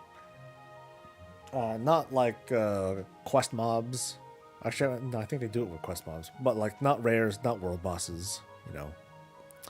Question about professions and eye level gear. I have been disappointed that some gear that progresses from low to high do not have any appearance change ... more. I've seen I've seen it too, where the models look, you know, some of the armor sets, they look better, but there's just fewer, and they've settled for like recolors and stuff like that, which is kind of a bummer, obviously. But of course, I look at some of the old, you know, I look at before when they had, there's tons and tons of different sorts of sets, but man, some of them look janky as hell. We should have an NPC called Soulso Breezy who becomes the Alliance of the Alliance and the Horde War Chief. King of Azeroth, huh? I'm just King of Azeroth, the self-proclaimed King of Azeroth, who sits on an office chair. This is my throne. This is Bob. He is Hand of the King. Yada, yada, yada. So many other games have player housing. ESO has player housing that is killer. I would totally vote for Ambassador Soul Breezy. Oh boy. You know what? They're doing their best to not have outside references. Nope, they're not going to do it. They'll never do it because they want to scrub references to real people. You know? Straight up. Not to say that I'm controversial at all. What am I most controversial for? Bashing on Final Fantasy 14. So that'll be my legacy. No, but no. I doubt they're gonna do that again. I mean, they're scrubbing so many of those things. I think going forward, they're never gonna do it again, or they'll be so obscure that no one would ever notice. Which kind of sucks. But I mean, I get it. Obviously, I wish professions that progress in world quests give useful recipes rather than you did the quest now. Those. It's clear. It seems clear, like what had to be sacrificed in order to get Shadowlands to launch. Period. Like, some of the world quest content is like, what is this? Like the profession stuff. I'm like, I just make a temporary thing and that's it, and I get nothing for it. Okay. archaeology isn't a thing. And I find that the side quests are extremely minimal in Shadowlands, unfortunately. Now some of the side quest content, like they have meat to it, like there's achievements attached to them and everything. But I just want like, you know, goofy little one-offs too. And there wasn't enough of that. There wasn't enough like some of that more fun side quest content.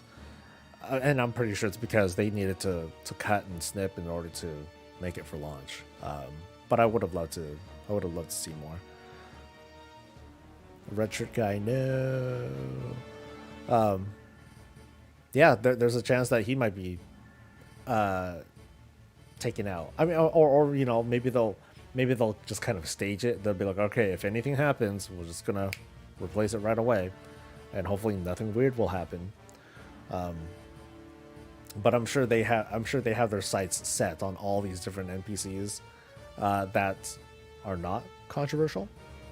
But going forward, they're just not going to do them anymore. So, Byron is asking, with WoW Classic Season of Mastery, do you think that they're going to do a Path of Exile format, release Classic every 12 months with different modifications and extras? I think so. I mean, we're starting to, you know, we're seeing good examples of how that's starting. For those who aren't familiar with it, you know, this whole Season of Mastery thing, they're creating fresh Classic servers with some modifications to it. And in this case, I think they're starting very conservatively with increased XP rewards. I think right now you get like 40% more experience points when you complete quest content. And they're probably and I think they're doing some other things too. They're making certain raid mechanics harder. They're removing the debuff limit to make up for that. But I'd love to see I'd love for them to do like some more crazy stuff. I feel like what they're doing right now, they're planning Season of Mastery on 12 month cycles, where you start off with like, you know, the launch, and then you go through all the 6 or so phases of content. Uh-oh. She's knocking stuff over. Happy what you're doing. Oh, anyway. Yeah, they're doing these accelerated phases, but I think they could be shorter too.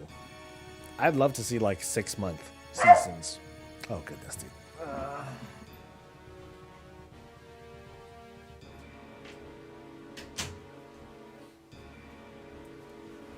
Bark. I'd love to see 6-month seasons of content instead, with some crazier modifications. Like, you know, just start everyone at level 40. Or yeah, start everyone at level 40, and just do weird shit. Just do some really weird shit. But more importantly, I think what I'd prefer to see, and hopefully we'll see it as they progress through the beta and whatnot. I want to see what happens at the end.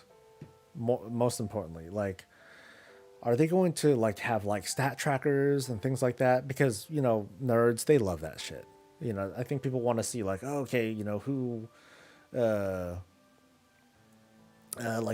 the fastest, who was able to get this, and somehow preserve those sorts of accolades in like immortalized leaderboards on a website or something like that.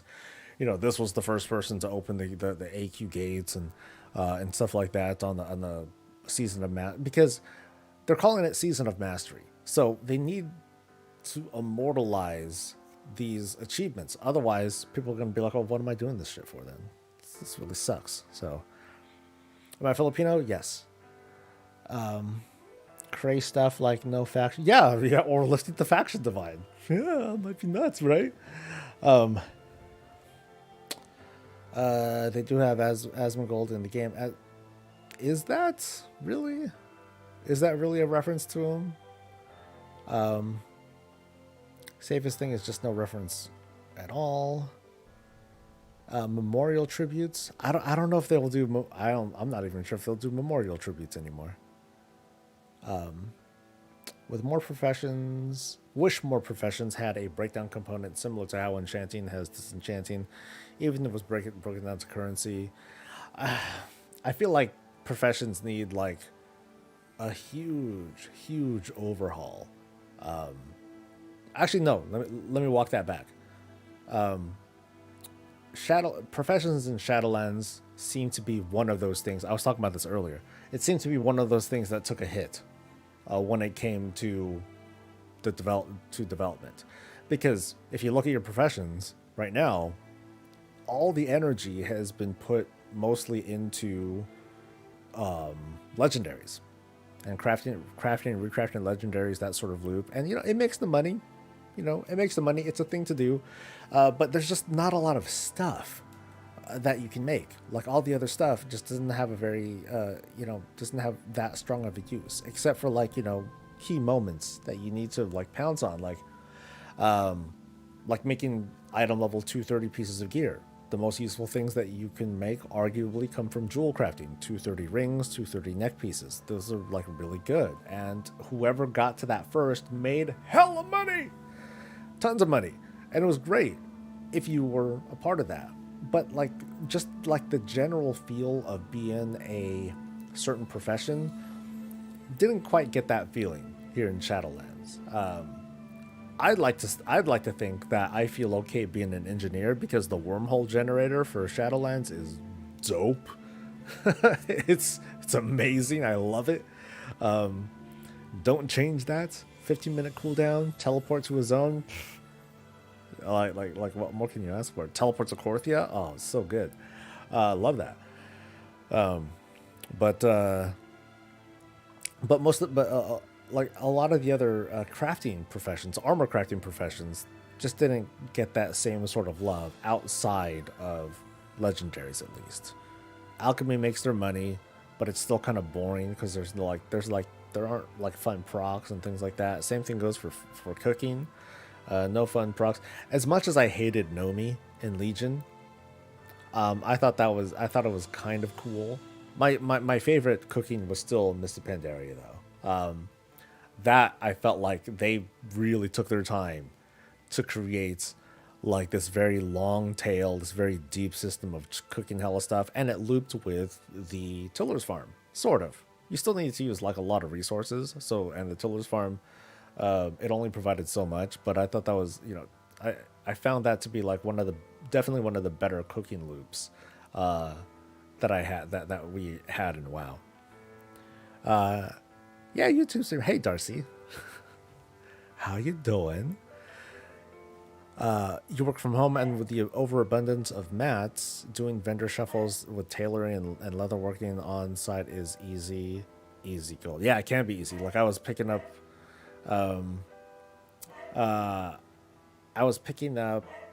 herbs, I think, just the other night. I'm like, oh shit, it's hella cheap. Pick it up. But being a profession, one part making money, cool. I don't think that there's a very big problem in making money with just about all the professions except for maybe engineering. There's a path to that. But the whole feeling of just being cool as your profession, I don't quite get that outside of engineering. I want to feel cool having a unique thing that I bring to the table. Once upon a time, it came with the little stat increases, which I think was garbage. I thought that was the laziest shit. I remember people having conversations over that. It's like, oh, are you a Skinner? No. Oh, then you don't have crit. I don't want you in my group. Or you're clearly not optimized or whatever. And then when it went away, people were still pissed over it too. Like, oh man, it made professions so cool. And I thought to myself, that's what you thought made professions cool? Christ, man. To me, professions are about just making cool shit. I thought Mop had it really good with the Thunder Forge. Early on, it was okay. You can make some PvP gear. You made this, you made that. But being able to make those Thunder Forge weapons as a blacksmith, that felt awesome. That was really cool. The Sky Golem still sells because of the perks to the Sky Golem. But that took a lot of time to work up too. Even going further back, you had people that were saving all their mooncloth procs, or using their mooncloth to like make some cool stuff that they would sell every now and then. Warlords was still my favorite when it comes to progression based gearing, because you're able to make heroic pieces of gear and you fill up and they were powerful. You could only wear 3 at a time, which felt awkward. I totally get that. And gathering the materials, that was a little bit that was awkward too. But just that feel of being able to actually craft gear and be able to re-roll the stats to what you want it to be. It gave a level of customization that we haven't really seen since. And Shadowlands wanted to do that, and to small degrees they do, but I guess they're just too skittish to give people like a decent item level. You get 1 230p's, you can make some 200s. 200s? Come on, dude. That ain't shit. In 915, they're going to introduce Korthia gear that you can buy with a token a la carte. But a blacksmith can't make a weapon that has an item level higher than, I think, 120. Kind of sucks, dude. Kind of sucks.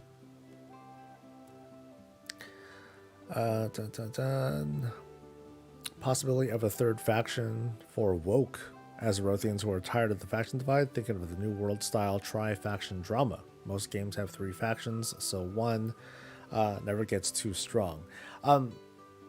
There are other aspects of it too. It's not just having the 3 factions. There's also like the impact of what that means too.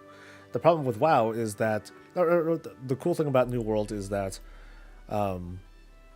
when it comes to just being able to play stuff, hey, I want to go into like one of their dungeons. Cool, you can. Doesn't matter what faction you join. You're done.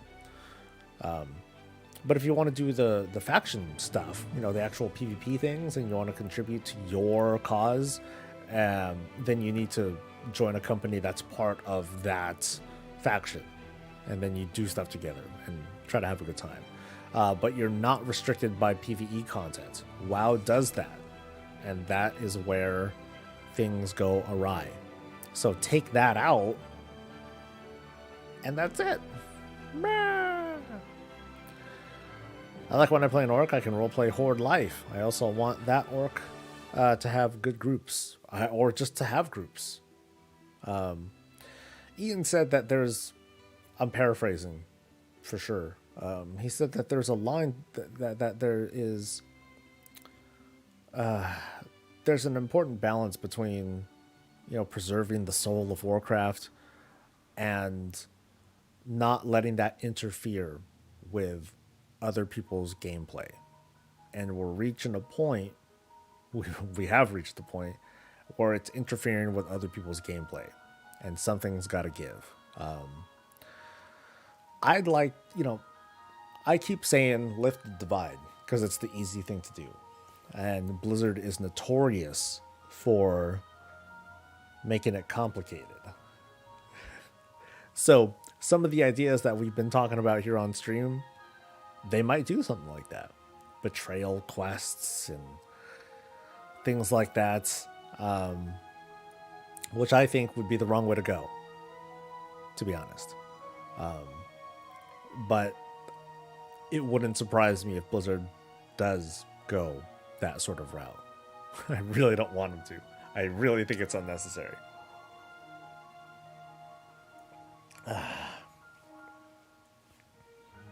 Damn, I've just been straight rambling. See, these are the fun streams. When I do just like, I think that's what I've noticed more than anything, is that I'm totally like sidelining now. The whole Twitch versus YouTube thing. I straight up do better when I'm just talking. That's it. Once I start playing games, then I tend to lose people's interest because I'm doing my thing and whatever. But just talking with you folks, that's what really gets people to be a part of it. So I appreciate you folks. Truly, I appreciate you folks for coming in to listen, or even better, to like be part of the conversation. Sometimes we might butt heads and have different ideas, but it's fun to share. That's the vibe that I try to give off. And sometimes it's harder to do when I do published videos and scripted content. But that's why I like doing these too. Because it's fun. Except when I fall behind on chat. then it then it kind of sucks. Even though guilds feel like they're declining in focus and importance despite necessary-ish for raid progression, how would cross-faction work when it comes to guild creation and etc.? The idea of cross-faction,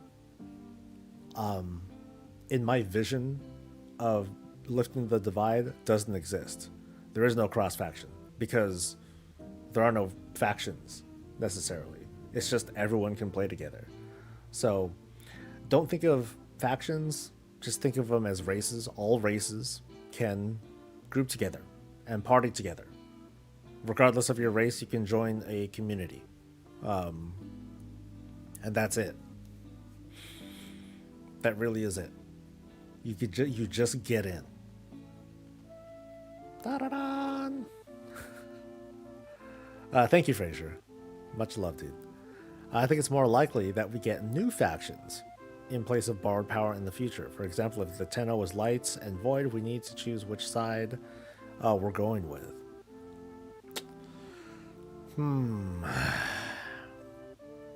My hope is that if there is a thing like that, that it's like Elder Scryer, and that it doesn't affect gameplay at all.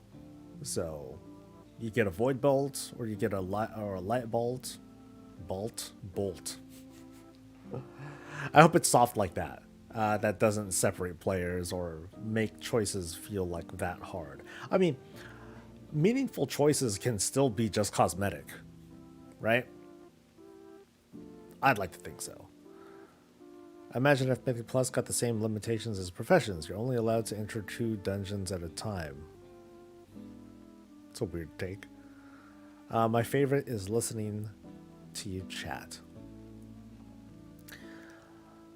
What makes it tough, like, you can't tell. I've mentioned this a couple times. There's like a bone growth in my mouth that makes it that can make it hard to enunciate. So sometimes you'll catch me mumbling a lot or just flubbing words, and that's what that is. So sometimes it's hard to talk, even though I love talking about stuff and responding to things, and I try to forget about it.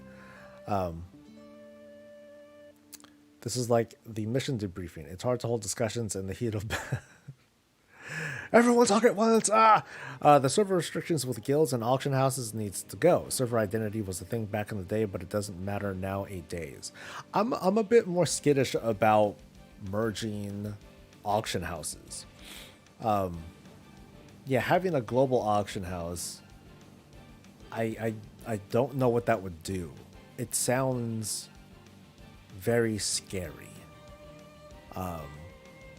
Imagine a regional auction house where the prices don't matter anymore.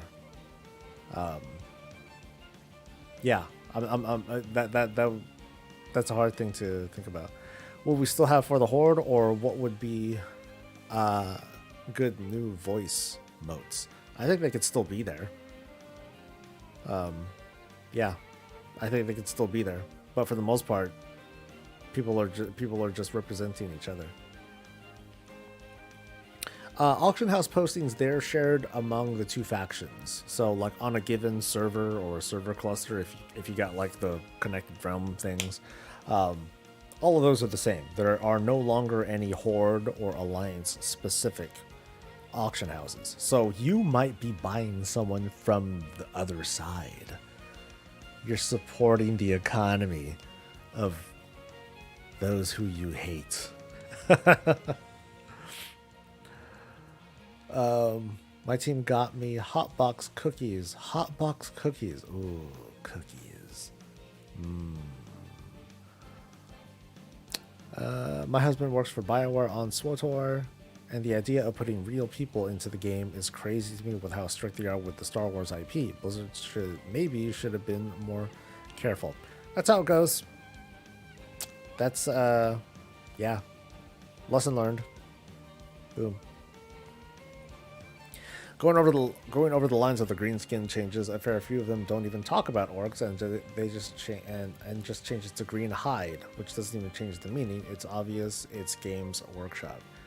The good change would be 2 professions and 1 gathering on 1 character. Oh, talking about the profession thing.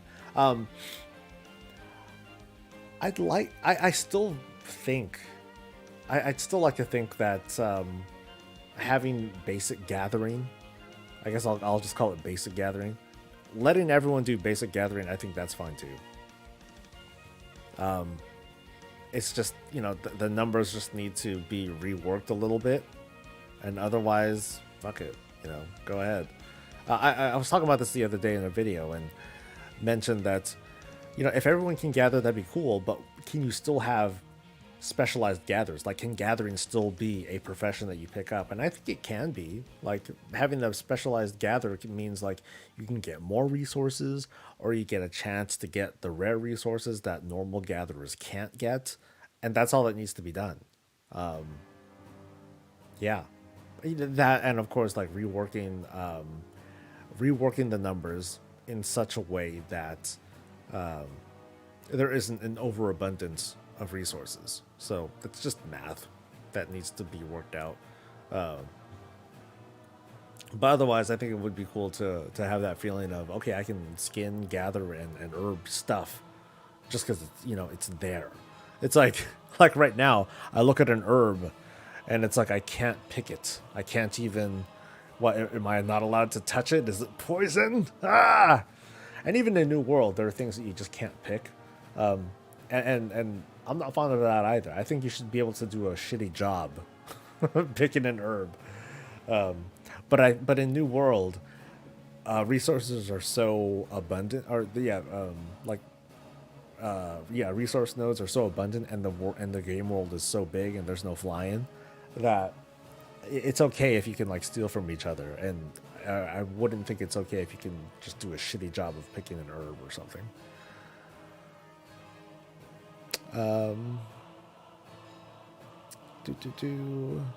In Rift, you can do 3 professions. You can at least do all 3 basic gatherings. Raiders get gear, PvP got the mounts, Mythic Plus got raiding. Where's the Gatherer and Crafter love? Sometimes I wish WoW had more than just the big 3. Oh, I'm totally behind you with that.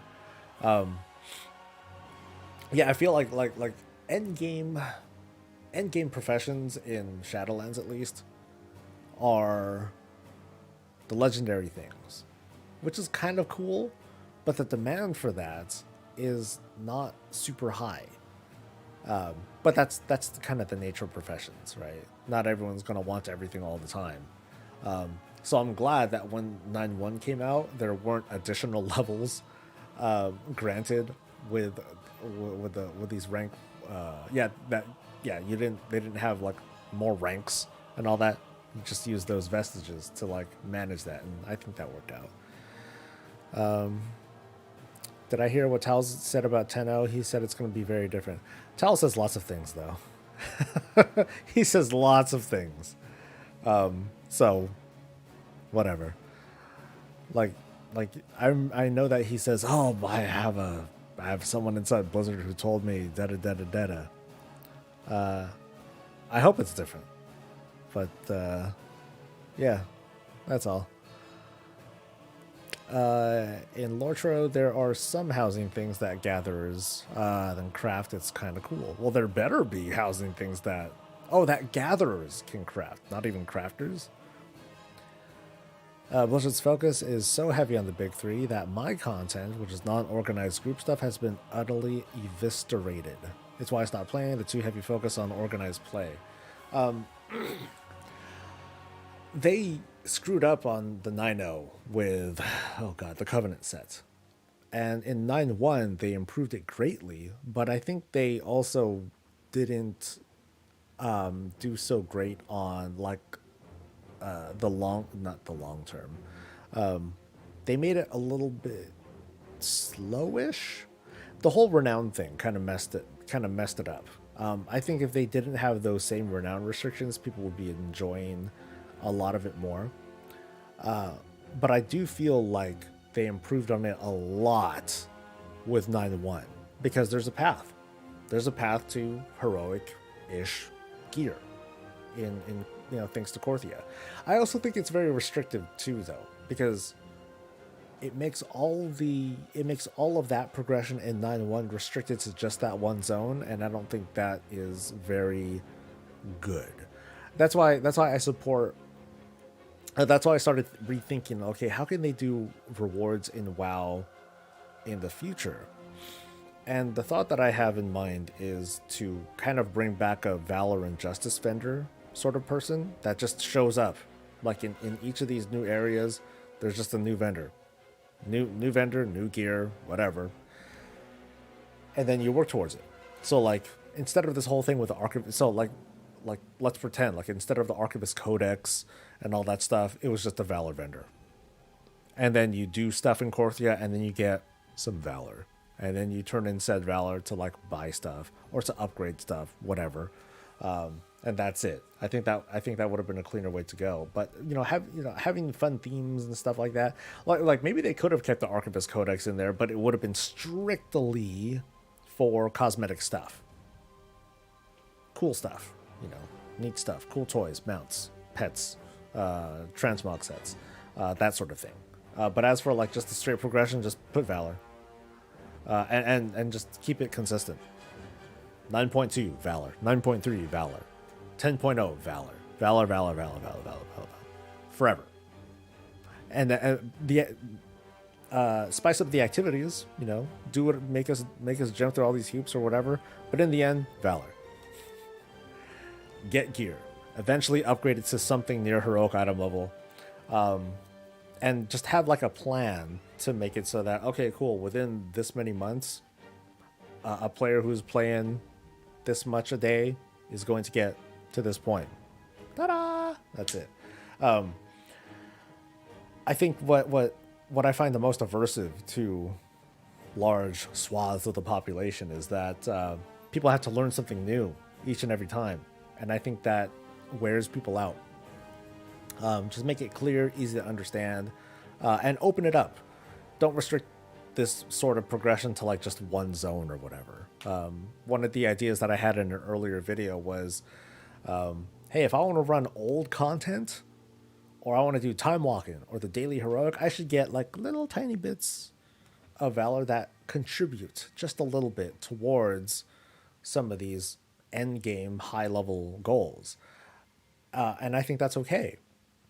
I totally think that's okay to eventually be able to get like this heroic gear or whatever, even if I do nothing, like very trivial content. Because what is that going to do? I'll be right back. I'll leave you hanging there.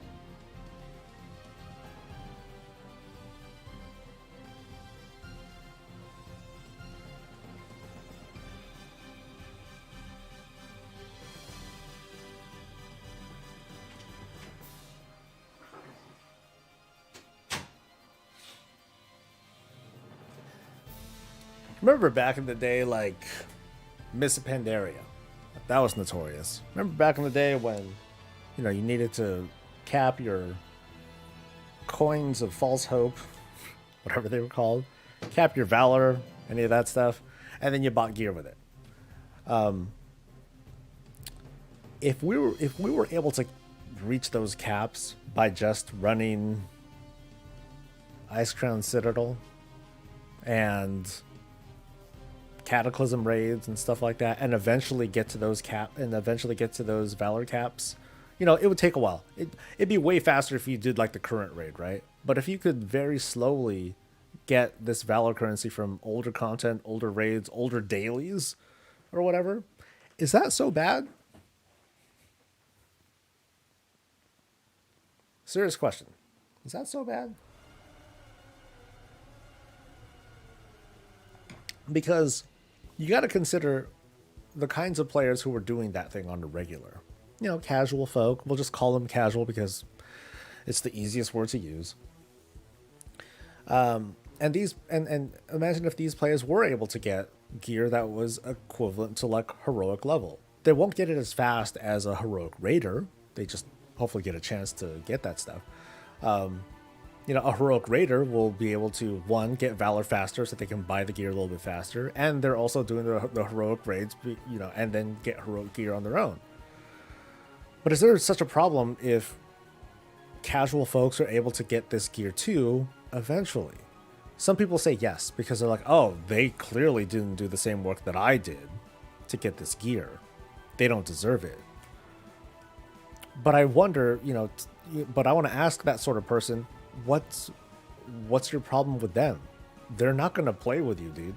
So why does someone else's sense of progression matter to you? It's this weird mentality that we've seen since time began. I got mine, screw them. They need to earn it the same way I did. Meh. So let me get caught up with chat, because I just had that thought and I wanted to say something.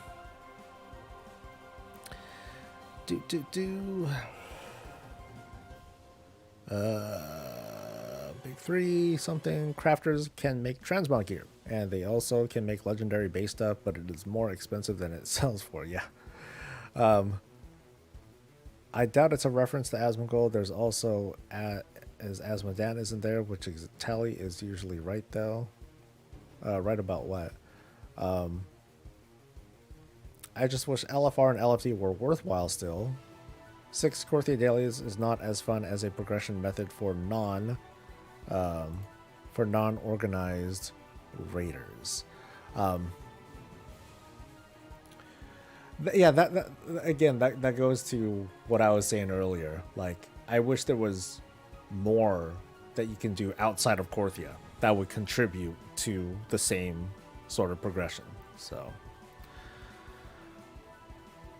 your about says that I'm a casual player. Do you still feel that same way, or how would you elaborate?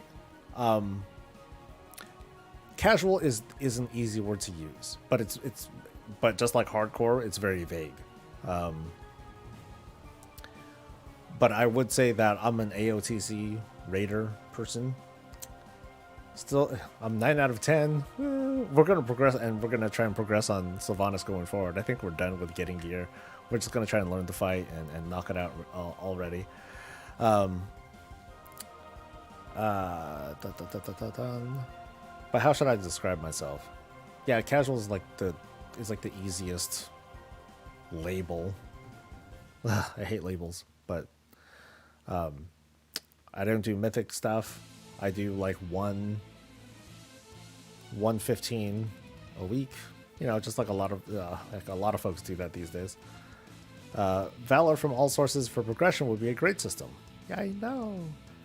14 gives you tombstones for doing 2.0 dailies. Yeah, like even 14 had to learn that lesson too. Like they had like a whole bunch of different currencies at one point, and then eventually they're like, let's flatten it out, and so they did, and that helps.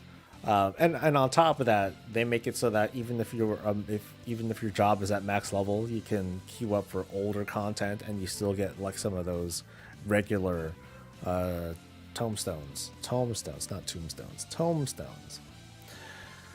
All this Valor I have does me no good. Well, yeah, that's why they should have a vendor for that. Bum, bum, bum. Let's see, I think that all non-mythic item level items should be achievable by all activities. Make it a grind, but let a profession addict deck out to yeah. Same thing for professions. I'd love to see a profession progression path that also gets you to that same level through ridiculous amounts of like work. You know, it could be a personal set for all I care. That just like takes a while to do with dailies and tokens and other such things. You know, make that into a grind, and I think that'd be cool. Casual here. I really like the Archivist Codex. I read it back in vanilla, and I just don't have the time or the PC anymore. Well, everyone's taking it differently. Some people don't like the monotony of doing Korthia. But we also kind of grew up to that too, from the Isle of Quel'Danaz to any number of things, to Molten Front, to Thunder Isle, to any number of things. You know, we end up doing the same thing for months and months and months and months. In Shadowlands' case, we add an extra month to that. So, hey, it's Zero. Hey, hey Zero. I'm sorry. You sent me a DM a while ago. We're 9 out of 10. So once you're back, maybe we can do achievements, or maybe Sylvanas will be dead. We can do achievements, and you can be there for one day out of the 2, and then you'll miss out on completing it, as usual. D, you're not interrupting anything. I don't think, unless I missed the chat thing. This is why I'm loving Star Trek Online and SWTOR. I get to do what I want, and it's all rewarding, even to the point of having the best gear in the game. I wouldn't consider Heroic as casual either. No, I think you have a good point. Like, again, casual is a very fluid. It's a very fluid term. You know, if you only raid twice a week, but you raid Mythic, and you're cutting edge, are you really casual?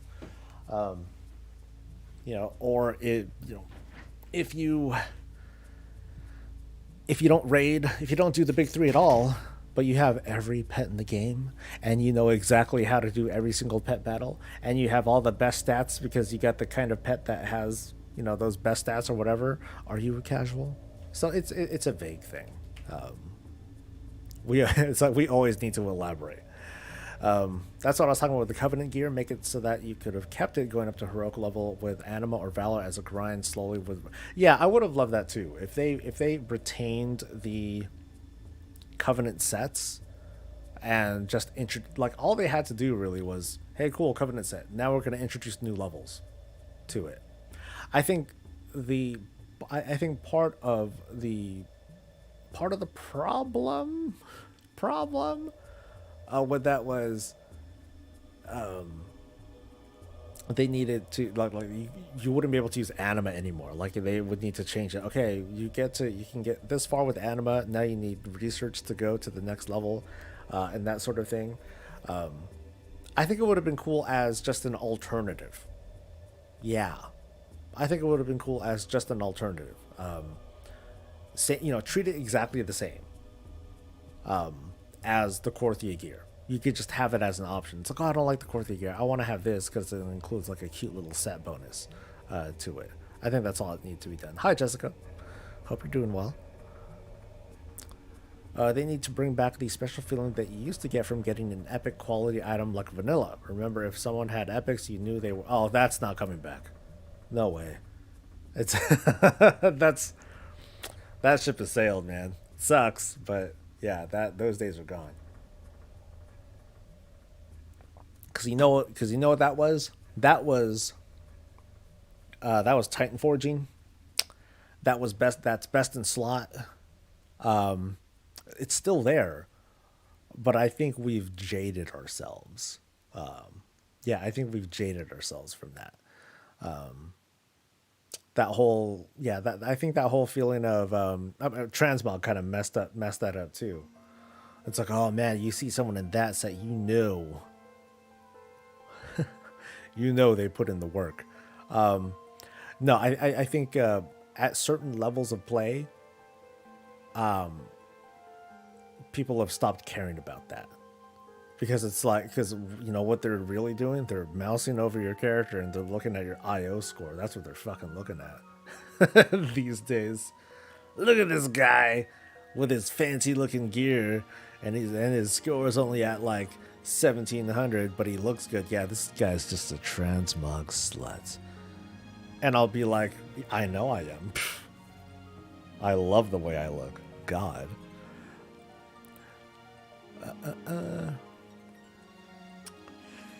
Would anyone even consider trusting Sylvanas even if they attempted to truly redeem her? Is it even possible? I think it would be a waste to completely drop her, but I think she's going. I think, you know, my head canon is strong, homies. And I will sell you on it if I'm able to. You know, something, lift the faction divide, something. Lore-wise, I'd like to think that Shadowlands is the end of this whole... It's the end of a saga that began with the end of Cataclysm. So it began with Miss Pandaria. This whole saga, like what I call this age of chaos, or this age of escalating crazy shit. I don't know. Quote me on that, whatever. Starting with Garrosh, we've jumped. We would slide from one conflict to the next. Miss Pandaria, we slid, you know, we had Garrosh escape through time, whatever, and then Warlords. At the end of Warlords, Gul'dan gets yeeted off to wherever, pops big on Azeroth, starts the events of Legion. Sword gets stabbed into the world. Azeroth starts bubbling up, starts a new war. Great. Right after the war, shortly after the war, Sylvanas like skips out, comes back. Could have waited. This really could have waited, but you know, she comes back, starts the events of Shadowlands. It's been nonstop, man. There's only so many people left. We need time for, you know, new troops to like come of age so we can get them to die in battle as well. But yeah, speaking more broadly, I'd like to think that this is going to end like a very big arc, which doesn't feel like an arc, you know, in that sense. It feels like this really jagged, broken ass kind of a mess of a story that you need to try a little bit too hard to understand. But I'd like to think that we're approaching the end of it. And there are things that there are definitely threads to cover, Light versus Void. Where the hell's Illidan? There are still lots of things to cover, but I really want it to wait. I really want time to get rid of that big ass sword. I'd like time for characters to finally sit and breathe and react to all of these events that have been happening like everywhere. I want to see what happens to the Night Elves after being displaced. Where are they going to go now? Like, is Gilneas okay? How long is it going to take until the Undercity, all that fog shit, is blown out of there? Is it possible? You know, is that zone just going to be dead for a while, which kind of sucks.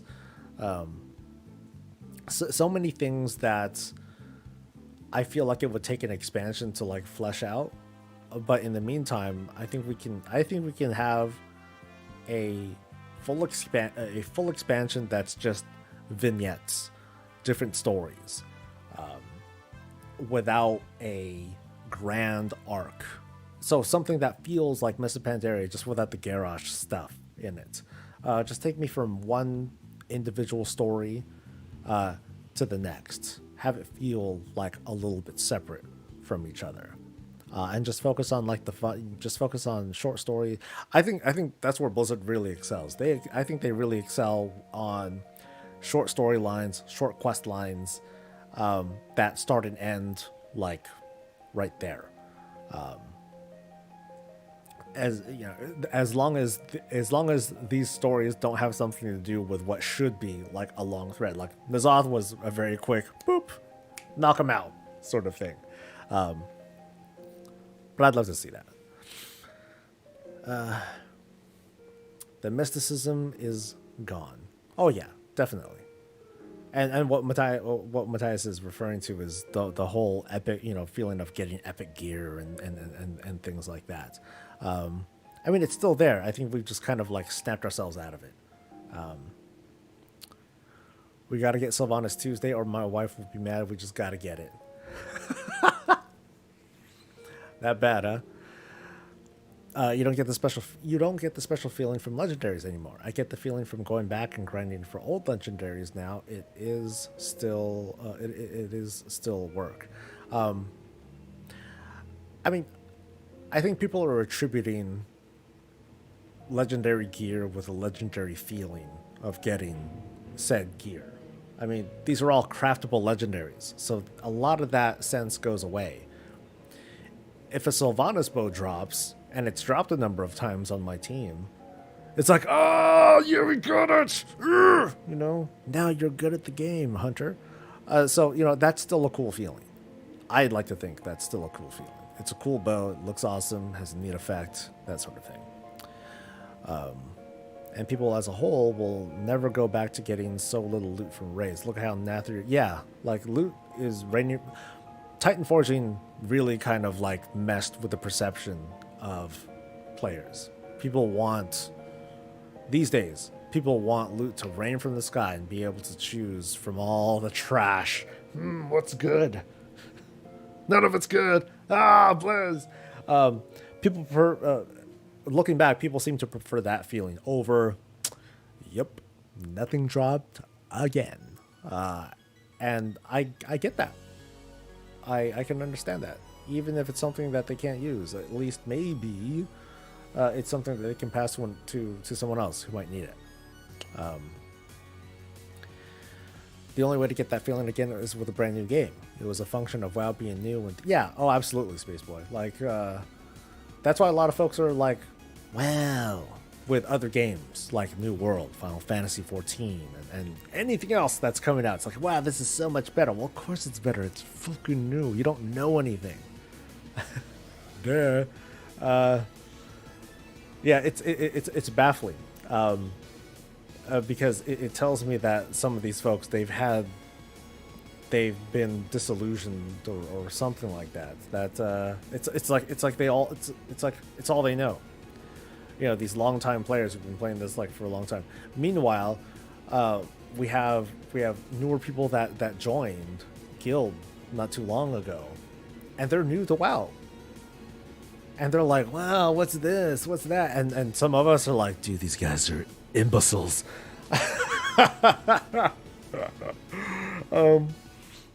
But they get that feeling.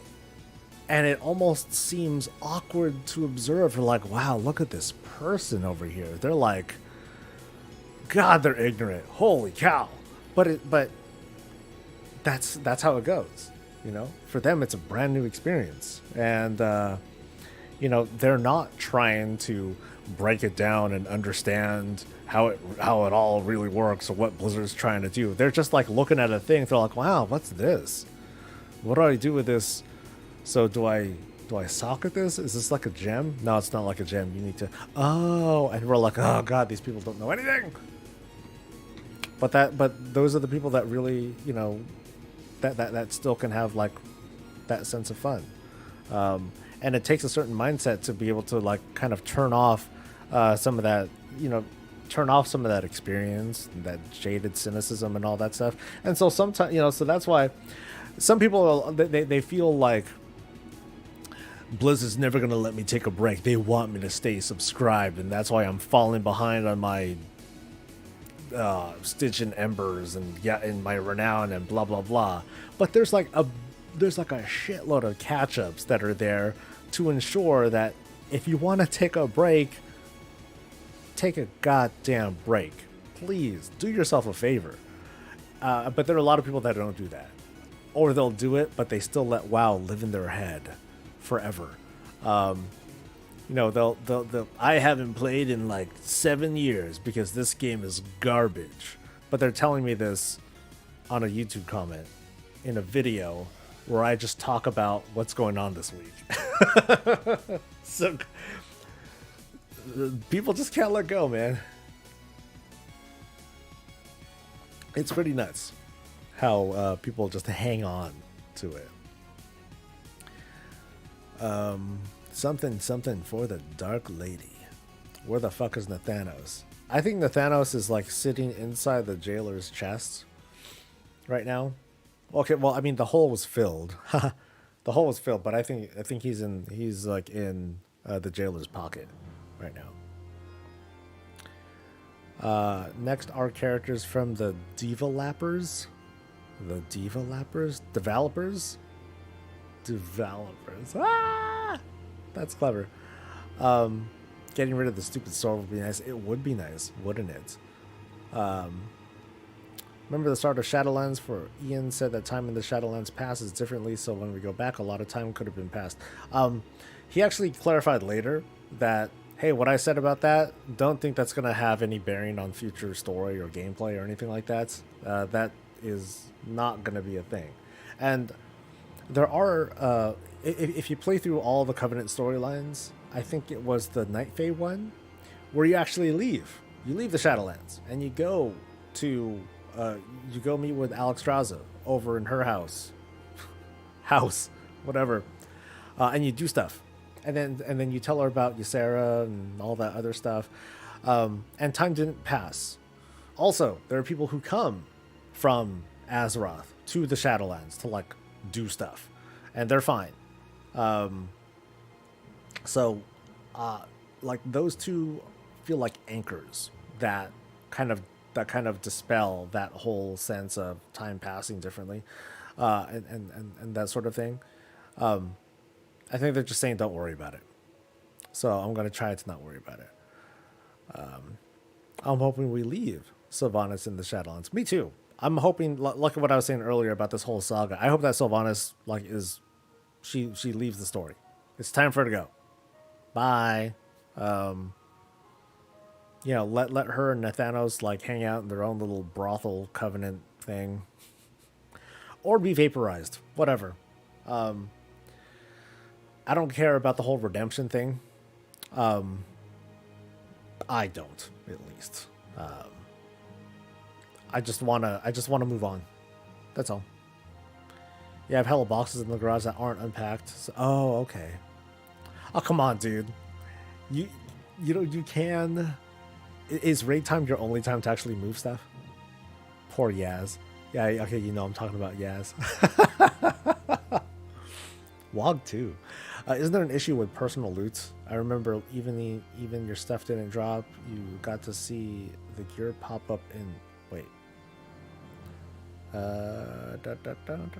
Actually, let me go back a little bit. It would still be interesting with the waning, less epic story of... Remember when something more dropped in Mordor? I'm not quite... Of Mordor. Can't say it out loud. If WoW can be a good anti-drug, it helped me quit smoking. Sylvanas must be the jailer's jailer. and then like later on, like you'll see Sylvanas and Illidan, like they meet up at a bar somewhere. Cosmic bar, right? Sylvanas is like, oh, it's you. And Illidan's like, oh, it's you. And Sylvanas will be like, dude, stop talking like that. It's just you and me. And then he'll be like, oh, okay, here's my real voice. Woohoo. Then they just chum it up. So how's your jailing going, Sylvanas? It's cool, I've been torturing Zoval and blah, blah, blah. It's like, oh, you're on a first name basis now, Illidan will say. And she'll be like, oh, yeah, we just kind of chum it up. And, sometimes I zap his eyeballs, whenever he's getting out of line. Oh, how are you doing? What's Sargeras? Like, he's doing all right, I burned his eyes out, wanted to let him know how it feels. He's not liking it. And then they all laugh about it. Who else is a jailer in And if Sylvanas and Illidan are like sitting side by side at the bar, then I guess what's her name? Fuck, Maiev Shadow Song. She's at like the side table, and she'd be like, "Hey, can I come to the bar too?" And they're like, "No, no, you're not a real jailer, not anymore." And then Maiev would be like, "Dude, I was the jailer of you for like 10,000 years, bitch." And Sylvanas would be like, "She got a point there." And then they'll high five, jailer sisters, right? And Illidan's will be like, fine, you can join us at the bar, whatever. But don't sit too close to me. You can sit next to her. And then they'll all sit together and hang out. And they'll talk jailer stuff. Which will be fun, which might be kind of funny because then Maiev can like talk shit about Illidan. She'll be like, "Did you know that even though he tried to hide it really well, he would like sing songs and whatever about Tyrande. Like he was like so into her. Like for the first couple 100 years, he would beat off to her and all that stuff." And Illidan's like, "What the fuck? Don't share that kind of stuff." And then Maev's like, "Whatever, dude. It's all in the past, right? Don't we want to move on? After all, if worse things have happened to you, like you died and yada yada yada. You turned into a demon thing. Look at you." Ellen's like, "Fine, whatever." Sorry, I got on like the weirdest tangent, didn't I? I started to do my thing, where I just started making up lore. Jailer bar stories. That could be cool. Is it someone's birthday? Someone mentioned a birthday. Someone said, "Happy birthday, Curran."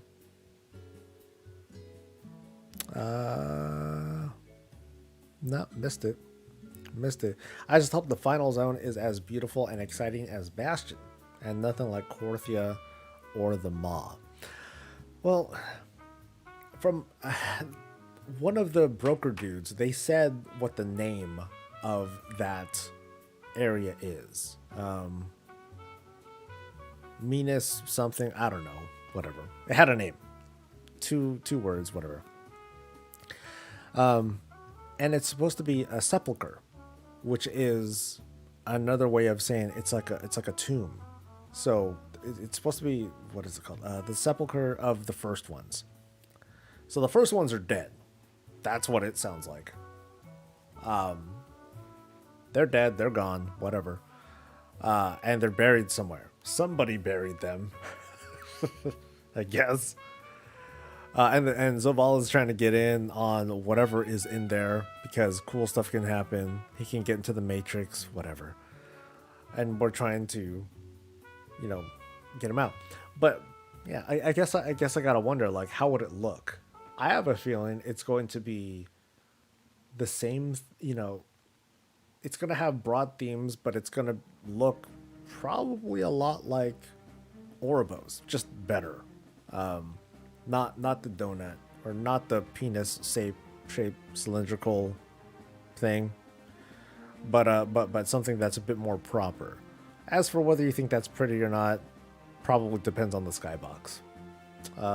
There might be like some cool, crazy themes to it. They can do whatever they want, but I have a feeling it's gonna have an Ouroboros look to it.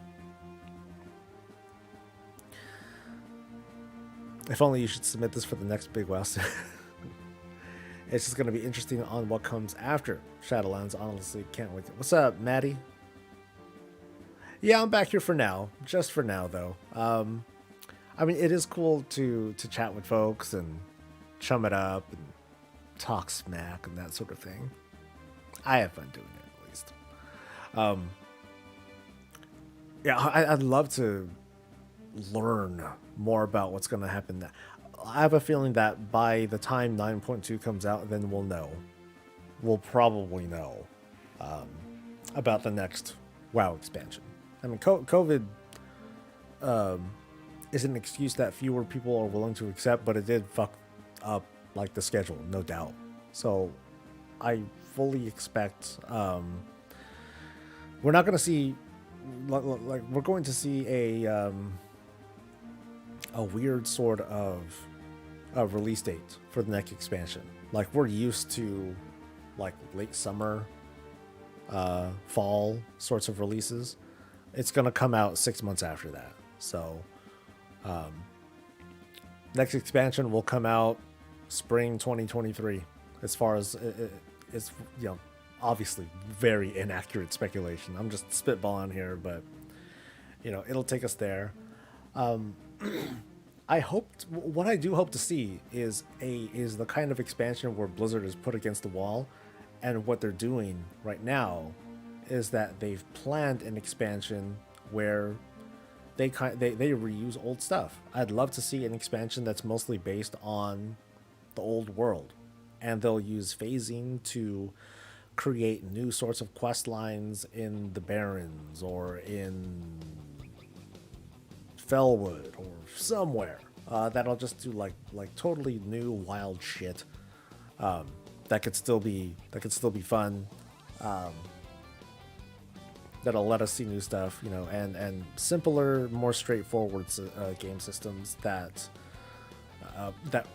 respect players' time, whatever the fuck that means.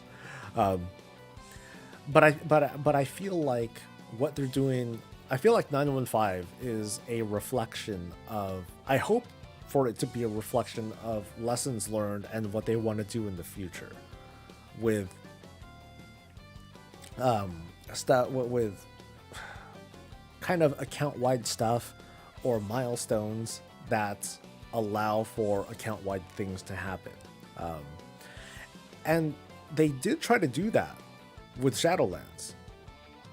Threads of Fate was a good step in that direction, but I think the pandemic caused a lot of stuff to be be put on the back end of things, and that fucked it all up. It totally messed things up. I think with proper development time and things like that, and lessons learned, feedback, yada yada yada, I think we're going to see systems that work a lot better, that we don't need to wait as long for. You think they'll send this back to Azeroth for 9.2? I think it depends. I think it really depends on if there is definitely going to be a 9.3 or not, because there might not be. I'm introducing that thought just kind of as mental prep, because I feel like they can conclude the Shadowlands storyline in 9.2 and not 9.3. If you notice, a lot of WoW expansion patches, they tend to have detours, side content, kind of. I'm trying to think back. Ulduar was kind of, so just kind of work with me here. It wasn't exactly part of the Wrath of the Lich King story, but it was there, and it was a full tier of content. Cool. With Cataclysm, Firelands was also kind of side content. That did have something to do with the story, but not as directly. Miss Pandaria, Throne of Thunder did that did that sort of same thing, but Mist had a very different story. Warlords was short, so can't really say too much on that one. But yeah, I can kind of see Shadowlands being shorter, 9.2, and then let's move on to the new thing. But if there is going to be a 9.3, yes, I can see us going back to Azeroth. So let's pretend 9.2, we go to the Sepulchre, get a tier of content, whatever. And at the end of that raid, we lose. We win, but we lose, and the jailer makes it all the way to Azeroth, and now, once again, our backs are to the wall, and Azeroth is in danger, and so we're going to have to save it. Gonna have to save its ass in patch 9.3. Ta-da! That's one way to do it. That's one way they can do it. The other thing they can do is make 9.2 like a big intermission. While the Primus is off trying to find the jailer's ass, things are going on in Azeroth. You know, the Scourge invasion is not going well. Things are pretty fucked. Azeroth needs our help, champions. Yada yada yada. Easy. You know, that could be one of several things that has us come back to Azeroth, and it could be fun. You know, or it could be like definitely just like a distraction. Maybe there will be like a side raid. Maybe there'll be like some side content. Maybe all of a sudden like we find out that Gallywix is up to some weird shit, and so 9.2 we're going to finish off Gallywix. Because if you recall in the Tazavesh raid, I'm sorry, Tazavesh Mega Dungeon, Gallywix is there. He's doing some shit with the brokers. I don't know what. I don't remember all the flavor text, but there's like some stuff going on there that could lead to some future story. It might come as soon as 9.2 or 9.3 or whatever. But something's going to happen from that. That's just one example. But I don't know. Like, I think part of the mood, you know, if Blizzard was trying to read the room, I think it would be in their better interest to move on. Let's get some new story in. Let's get some new shit in. You know, COVID fucked it up. You know, and you know, a further series of missteps or mistakes or flubs, the lawsuit and all that stuff. If there is anything that would distract players, it would be a new expansion. So I can see them, no matter what, announcing something by February, by the time 9.2 comes out. That's the hope, at least. I hope it does. Whew. And I think we're winding down. Are we starting to wind down from the conversing and all that? I'm cool with that. Oh man, this gives me a lot to think over. Yeah. This is a. I might just throw this whole thing onto the Clips channel and just leave that be. But as for what I talk about tomorrow for the weekly, oh man, it's a lot. Ooh. So with that, was there something I wanted to? I think there was one thing I wanted to check out on the PTR really quick. And yeah, let's do that really quick. I don't mind cutting the stream a little bit short either, but there is something that I did want to do. I just ended up talking with you guys so much because you guys are fun. Boo, boo, boo, boo, boo, boo. All right, so I'm going to Taurus. I wanted to test out the ENR changes again because I tried doing this the other day or the other week, where I tried to solo ENR with my paladin, and I didn't do so great.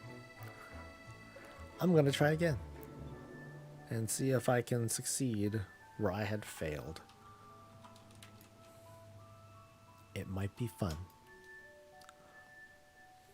Boop, boop, boop, boop, boop, boop. Alright, so ENR. This way.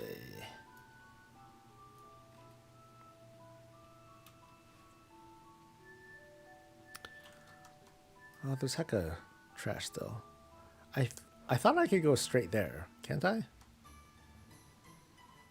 Yeah, because it says I need to do Fellhounds, and I'm pretty sure I skipped it. Yeah, I think I can skip it. You have a noob question? It's all good. Yeah, go for it. What you got? And why am I? How dare they? How dare they interrupt me? Yeah, so, oh, dang it. This teleport snapback doesn't please me. Alright. serious gaming time, dudes. Yeah, I think it'd be cool if you got like uh, like 5 or 10 valor points for killing like old raid bosses or some shit like that. For those of us who started at the end of Legion, will we have to build the mage tower in order for us to use it in 915, or will it just be available? It's not testable yet, so I can't say with certainty, but I have a feeling that it'll just be up. It's just going to be up and available. So like the whole mechanic of getting those Legion Fall tokens and turning them in to like build stuff, I'm pretty sure that's not going to be a thing. Yeah, we're not quite sure how it works. For all we know, we can just queue up for it from anywhere and dive right in. That could be a thing. Yeah, there are a lot of ways that they could implement it, but I'm pretty confident that you won't be building stuff again. So, yeah, I don't know the answer either. So, no shame, dude. You are good.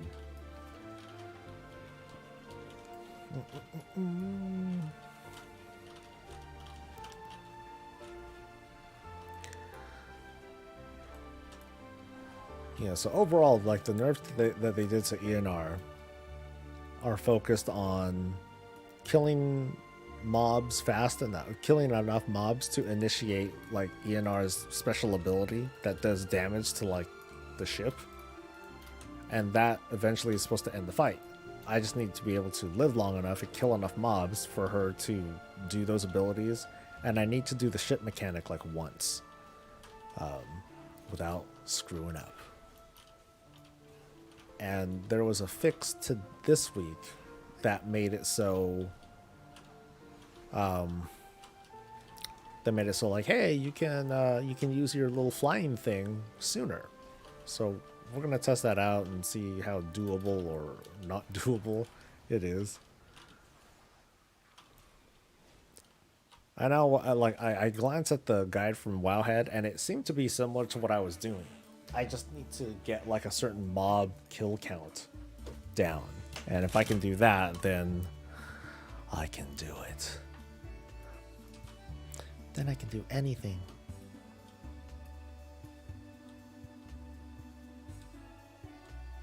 Yeah, so we'll see how this goes.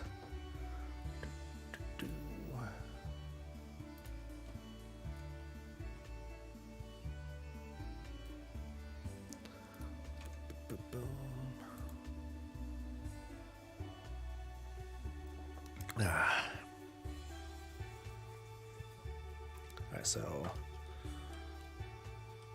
what does it say?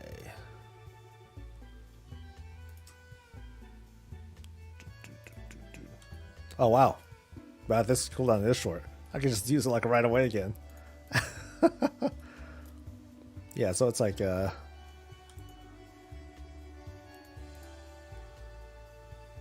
it's like a 5-second cooldown. Damn, that is short. Is this Cyberpunk 2070? Yeah, it sure is, dude. No, it's not. Yeah, it is. Cyberpunk. Okay, let's start.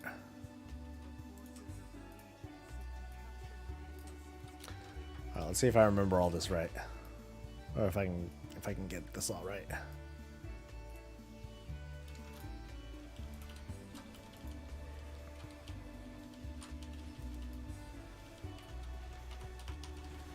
Him.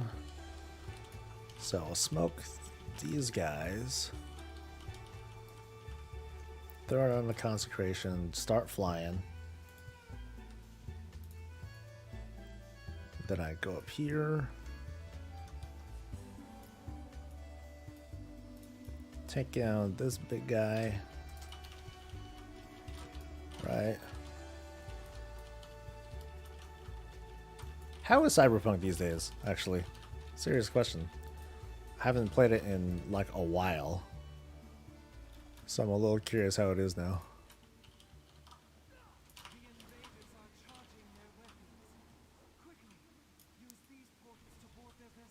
Okay, so now he's doing Final Doom, but am I even gonna have enough time? Okay, so she did Life Force once. Good. But am I gonna have enough time for this shit? Guess we'll see, because it's halfway done. Cast is halfway through. That's not good.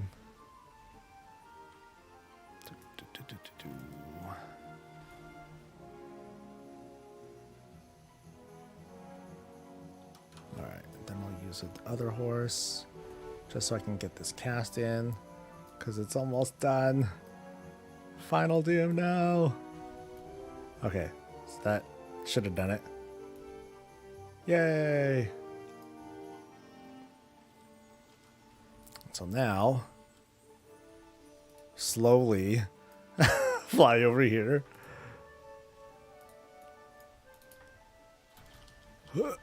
Oh shit, I'm gonna die. Oh god!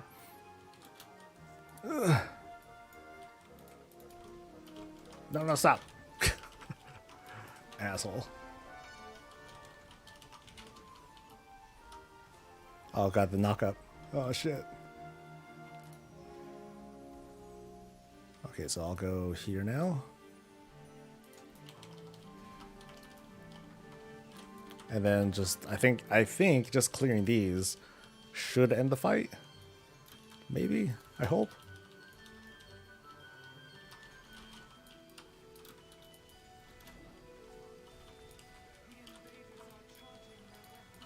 Oh god, he's doing the thing again already? Okay, so what if so can I just complete this? Because if I kill enough ads, I think that's supposed to end the fight.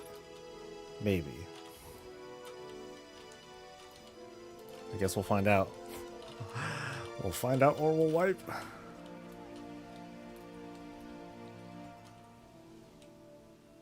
Okay, so there's that. But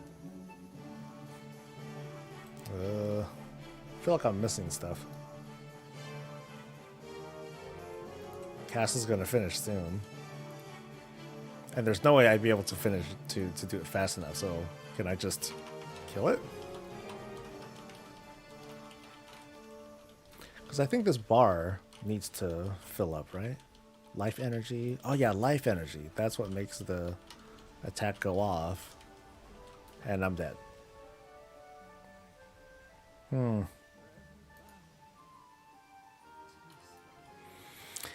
It's almost saddening how the biggest problem with WoW is the community and how they love their misinformation. What's going on now, Fel? Do tell.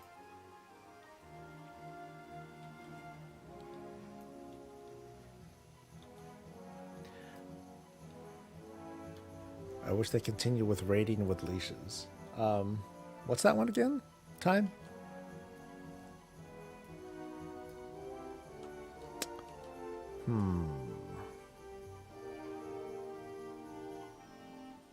What can I do better here?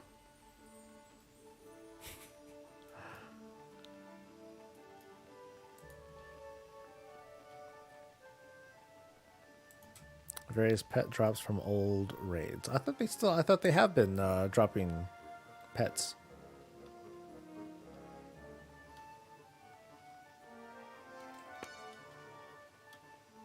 Oh, that stuff. Yeah, typical stuff. Yeah, that's why I'm probably going to say on the weekly that I'm not going to cover that side of the news anymore because it's unimpactful, it's unimportant, doesn't do anything. Like all I'm doing is riling people up. Okay, so let's try this again. So let's try to understand. Okay, so filling up this, killing these mobs adds to this bar, and adding to the bar is definitely in my interest. Killing the big guys does a lot, so I want to kill the big guys because they do a lot of stuff. Boop. So here's another big guy.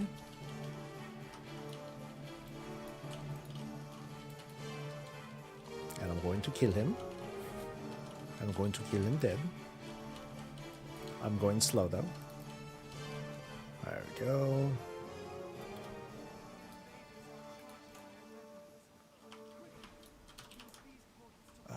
There's no one there, right? Okay, so no one's there. And then this thing is about to die. So if I just kill one of those fuckers, she does her thing. And then all those things die. Which means I can now go back to... I can do this guy.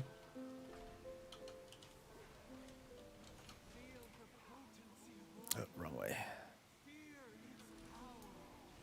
And then I can start working this stuff. I guess I should like be a little bit more... yeah, I'll use this to move. Go across. And now move my ass. And fly. Make it across. Yeah, it feels like moving this thing. Oh god. Oh god. Oh, I stopped moving. I'm falling. I'm just falling now. Well, that was stupid. Iana's smoked. She's toast. Live, girl. Okay, so got that. Fly up. For real? Oh god, and the flying thing again. This knockup is... Oh god. She's dead. She's dead again. Ah! Oh, she gave me a biscotti. Yay! A treat for my failure.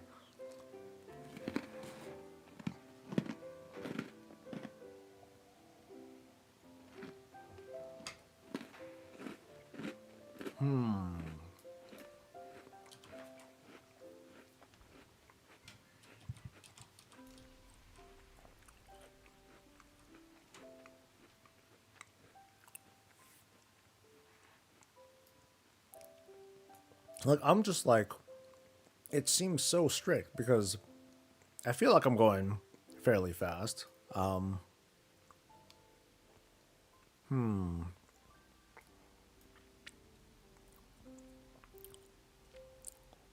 Yeah, the ship mechanic sucks because not all classes have the same sort of mobility. Like, I'm using my Heart of Azeroth so I can get my 10-second horse, that sort of thing.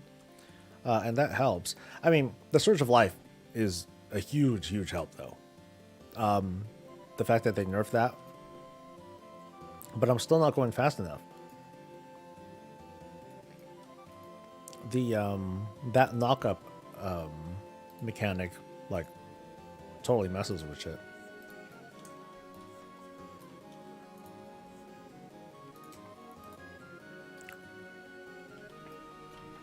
Let's go.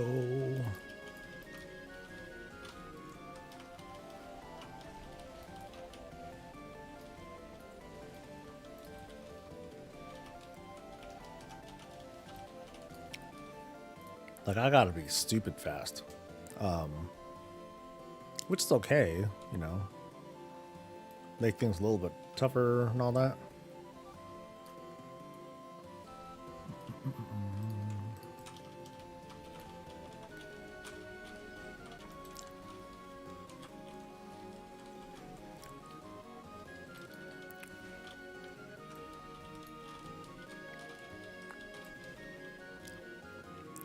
Okay, so the count is at 54 right now. Yay. Yeah, so there's the thing, and then this puts me at 98. So I need to like come all the way down here, kill one fucker. And then she does her move, and then I gotta go up here and like be quick about it.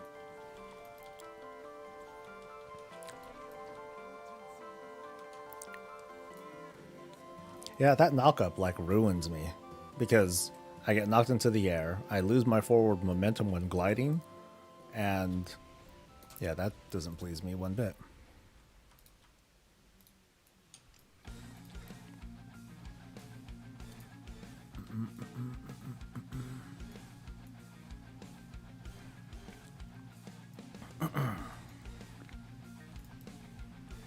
And I used up an extra horse that I shouldn't have, I don't think.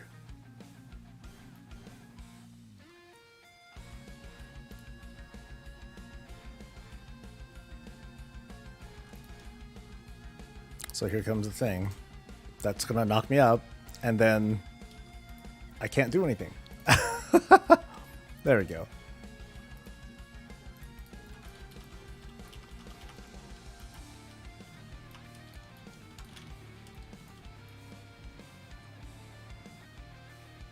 Okay, I'll try to hit something. But now I gotta go upstairs. And now I'm gonna get knocked into the air again. Oh, fuck you. Fuck you, game. Screw you. Oh, shit.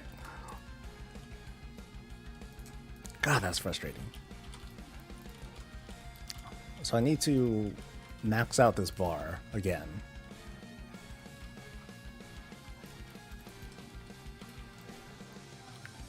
And now he's charging the thing again. And I have to get these guys first. And I'm gonna get knocked into the air again. So I'll try to clear these. Okay, so I cleared it. Cool. But now I gotta try and get this shit down again. And this thing is like way close to being done with this cast. Oh.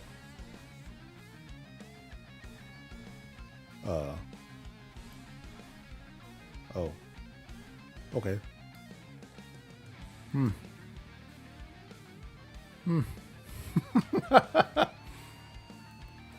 So, how come I didn't complete it before? Like, I thought I did the same thing.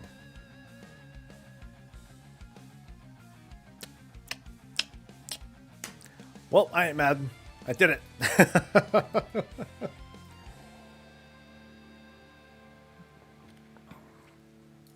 Yeah, that was weird. Yeah, I did it.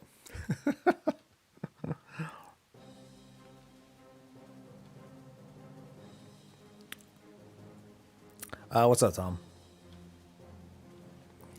So, yeah, I think the Wirehead article said that you only needed to do the ship mechanic once, but I guess for whatever reason, I just wasn't able to, like it just didn't complete. But I can't really bug this. I didn't do enough research, so I don't know what to say.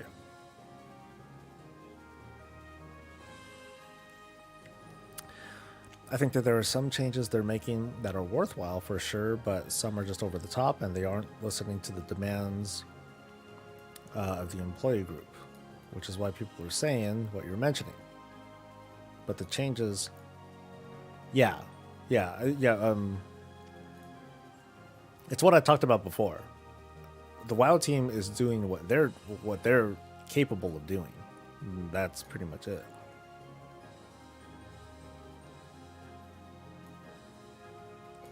Well, I do more research, but I need to. I mean, I guess I could copy another character over and just do it again.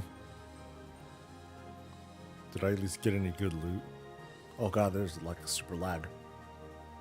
Relics, baby!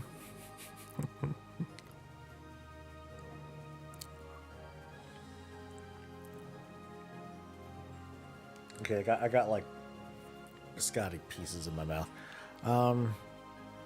Maybe I should try this again. Yeah, let's take this again.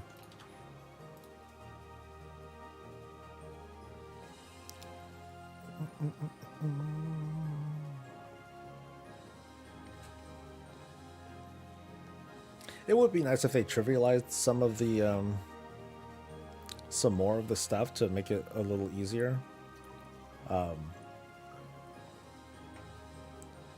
But I can do it, so how much can I complain? Boop.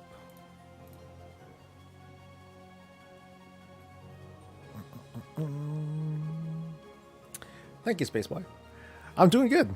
Right now I'm doing some more last minute testing, and then before I wrap up stream for today, because then I got to get to work writing the weekly for tomorrow. Yay!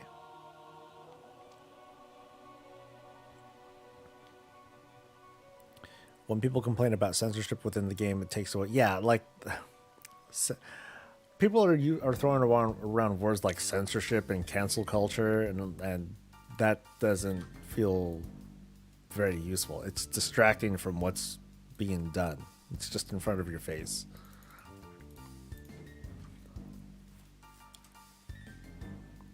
Watch me at work. Oh, there's 2 space boys.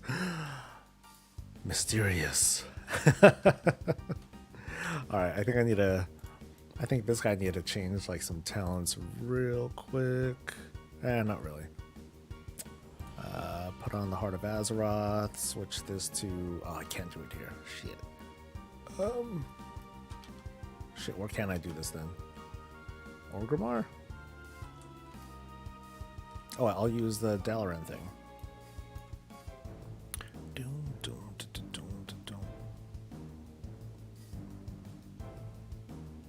Wait, are you on 2 accounts? I don't understand. I don't get it anymore.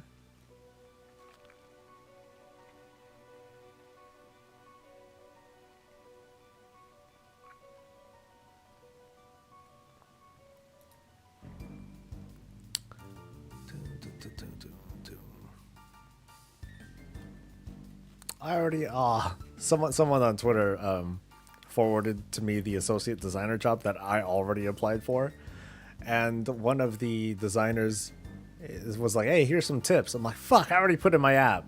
God damn it. So I'm screwed. I'll look at that later though. Okay, can I change my Heart of Azerothi thingy? No, oh, you know what? Yeah, you can. That's right. It just looks like I can't. Conflict. Okay, everything is cool anyway, so we're fine. We're fine. And you're Max. Yeah, I'll just call you Max then. There's a point where they're going overboard. My spouse and I are very much what you'd consider woke culture people, and I think it's overboard and ridiculous. I just think that we're paying too much attention to it. That's it.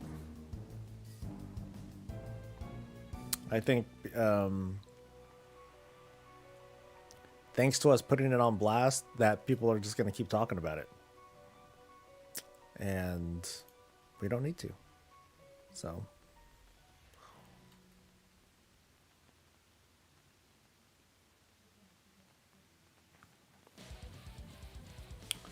All right, let me read what this developer has to say about this associate position. I want him to say, we're not looking for content creators. Fuck you guys.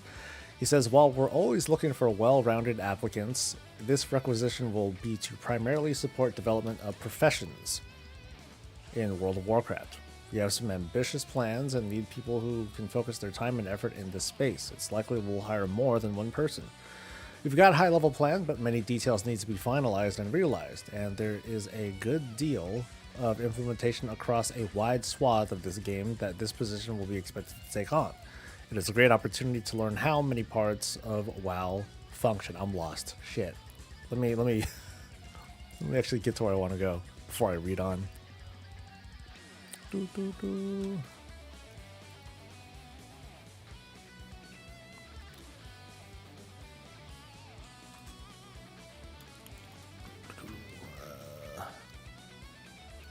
Let's get here first. Something mythic. Let's go. All right, let's continue what he's saying. Job hunting advice is often subjective, but I can speak with conviction about things that can help you get an interview, in this case because I'm directly involved. The only absolute requirement is that you must have some prior experience with WoW and enjoy the setting. This does not mean you must be a 20-hour-a-week player today, or even be good at the game. If you have gone hard at any point in the last 17 years, that's enough. Please include a cover letter that contextualizes your resume. More than anything, I want to understand that 1, the bullet points are on your resume, and 2, why WoW is important to you. Unless you're a solo developer, your contributions to a project are rarely clear from resume alone. Help me to understand your help me understand that your contribution to a project was a spreadsheet, or that you develop goals for pacing and interaction. For everyone, its values show that you have engaged in design work. This can take many forms. Remove as many barriers to seeing it as possible. The best portfolio you can provide is something that moves beyond the idea phase. No matter how rudimentary it is, implementation and iteration of an idea is far more important. This can be hard for group projects, and so let's go back to the cover letter. I'm on Mythic, right? Good. If you do not have a formal education in games, I do not care, so long as you can show applicable skills or experience. My entry point into game development was posting on the internet, but in doing so, I produced documentation and reverse engineered parts of WoW's combat model. It's essential that we continue to improve our diversity. A candidate who will bring something new to our team has a mark in their favor. I know ABK's situation is a whole thing, but I will do the best for my team, and I trust that those around me are doing the same. Please hit me up with any clarifications you might want on the job role or anything I posted above. I'm not able to talk about some stuff, but I will answer as much as I can. And one more thing, this is posted for an associate position, but we will also consider mid or even senior level candidates. So please don't worry about being potentially overqualified. I already applied though.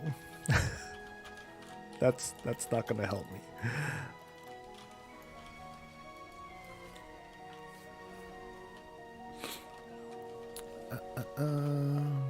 Absolutely none of it is as big of a deal as, yeah. I think people are talking about the principle too much and not just talking about what they're actually seeing. I'm totally switching subjects again, going back to all the changes and stuff. I think people are they're looking at a bowl of fruit, but they're talking about like this existential existence of the soul of Warcraft and all that stuff, and it's not. Dun, dun, dun. Soul's never gone hard and wide.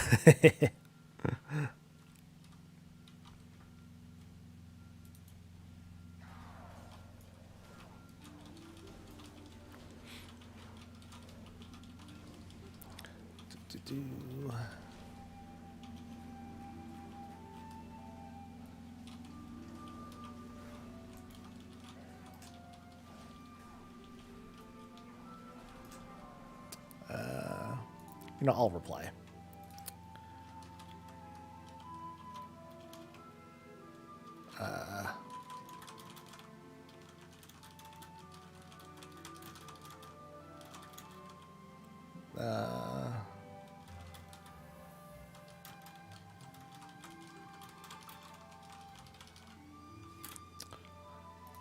I may have been a bit gung-ho in throwing my name in the hat, so I may have screwed my opportunity. I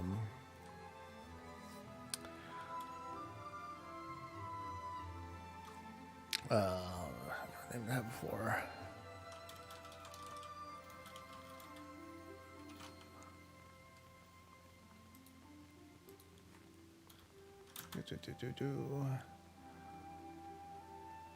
Here's to hoping.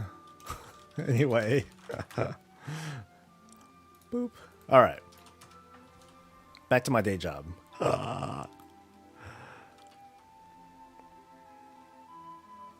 Send a follow-up to your application in regards. When you send it once, you can't send it again. So, like, it tracks your email. Like, once you send it, it'll say, "Oh, you've already submitted an application." I'm like, "Oh, that's great."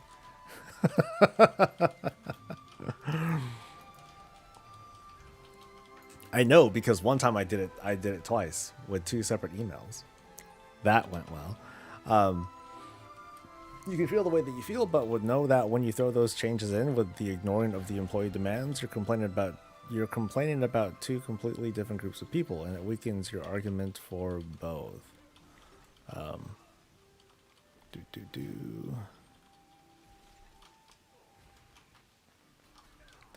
Yeah, I firmly think that we're overthinking the changes.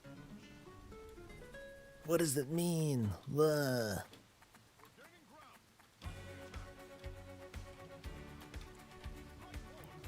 I mean, the WoW team is doing what it can. The Blizzard team is going to do what it can, you know, to change internally, and that's really it. Now, like I said, it's a tough subject to talk about because opinions are like all over the place. Whee!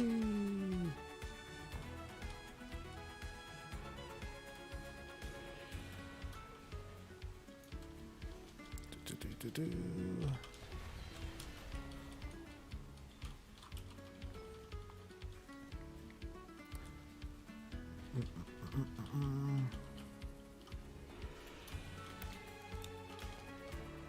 Okay, am I doing less damage than I have in the past? That's a bummer. I don't want that.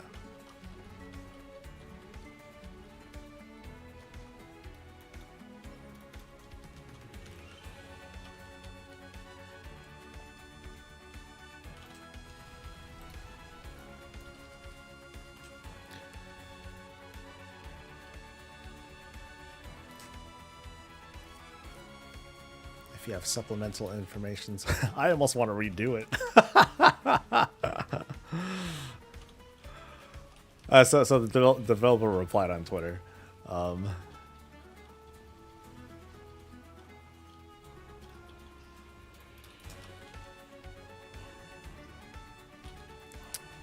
I'll formulate a reply after the stream's over, or after I do one more test here.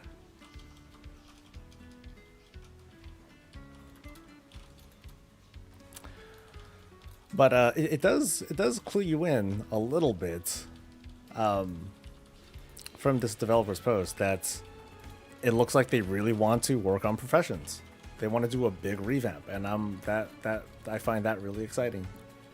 Is my guild more of a social fun guild than anything? I had my own guild back in Wrath. It was social and fun, but we got stuff done. Haven't found another guild like it since then.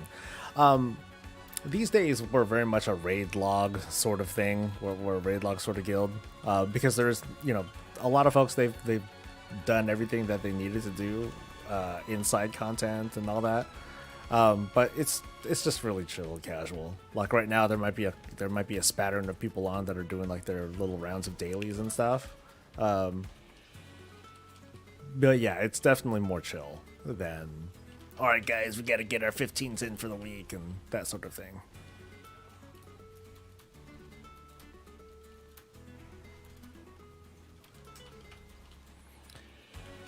Oh, but yeah, this post is interesting. They're gonna work on professions. Yay! And they're not shy about making a big team over it too. I like that.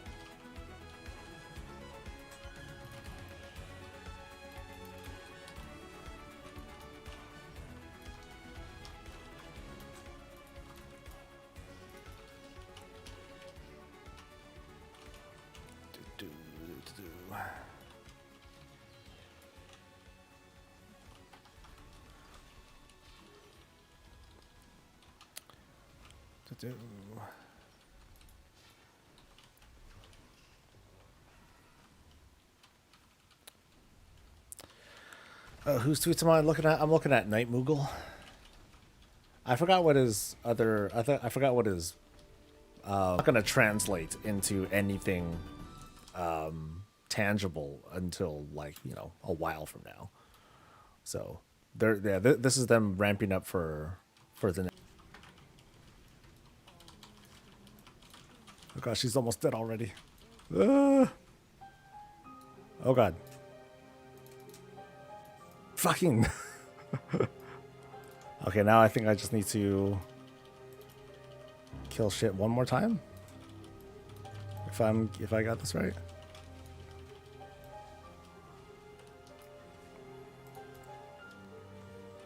Yeah, just kill everything, I guess.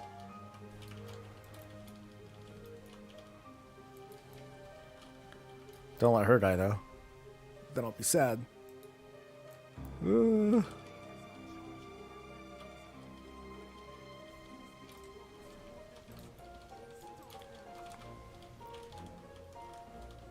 Come on.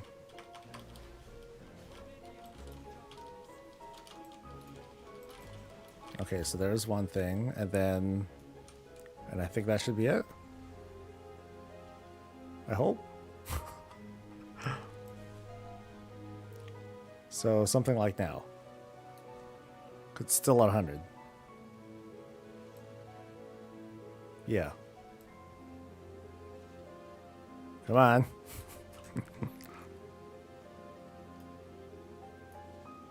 Yeah, nothing else is spawning. Oh, there are things spawning. Fuck. But it's at 100. So did I miss something? Or should I just kill these guys? No, oh, dead. Okay, so that didn't work. All right, one more. Okay, I have time for one more, and then I really should get going.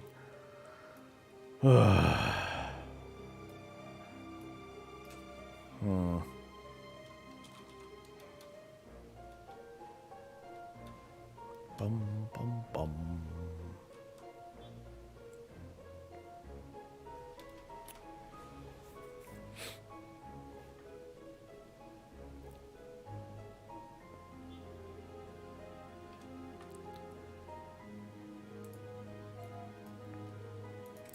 One more time. Do. So I guess I should just keep killing things. ABC, always be killing. Alright.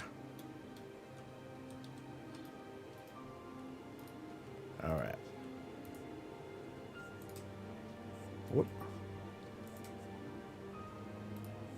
Did I do 2 bounces? That's different.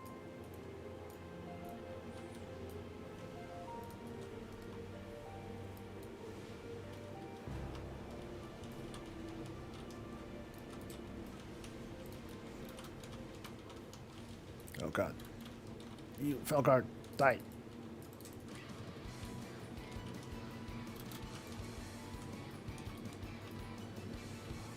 Well, I'm a little behind already. Crap.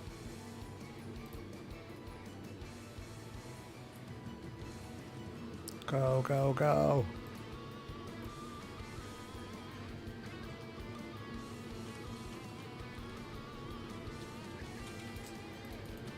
Oh, I didn't get that Fel Lord. Damn it. Fel Lord. No. Oh, God, I screwed it all up. I'm doomed. Okay, it's not good that it's that me completing this is like that sensitive that I have to like worry about like certain cooldowns and stuff like that.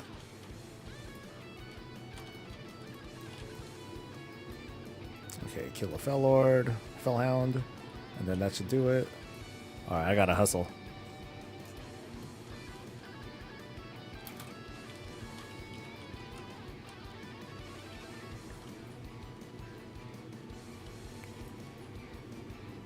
Alright, so let's do these. Oh, I'm way behind. Ooh, I'm gonna be cutting this close.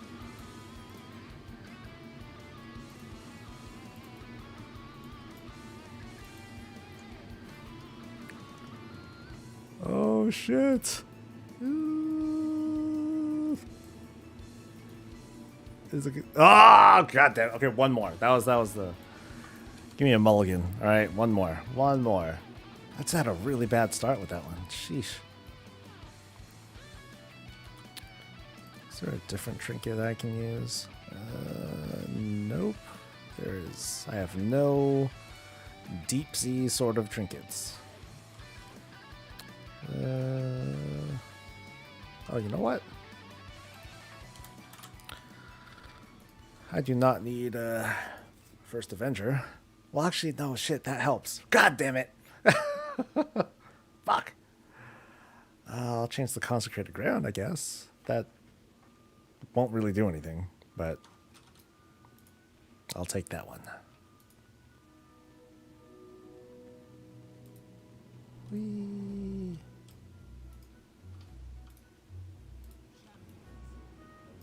All right.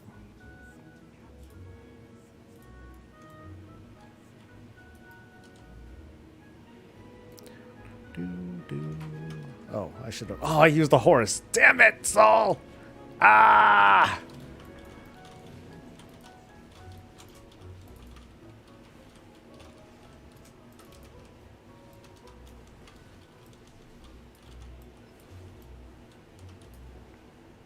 All right.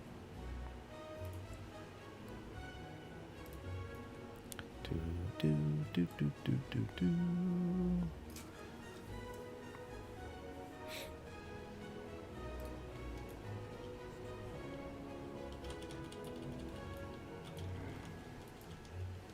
Okay, at least he's going slower. Hey. that helped a tiny bit. Just kill faster, Soul. Come on, come on, come on, come on. There we go.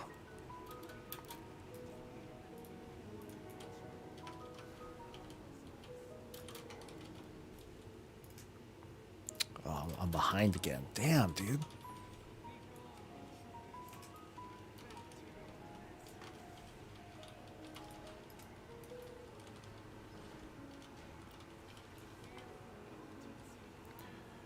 All right, you can do it, Soul. I believe.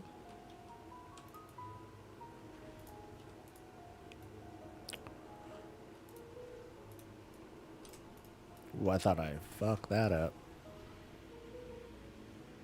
All right. I think I got this. Do it. Yes.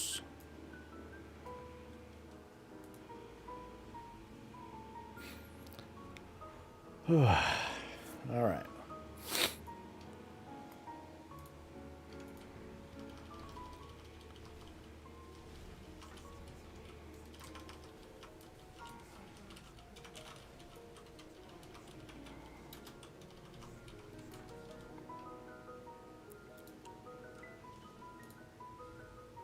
All right, now just kill guys. I hope.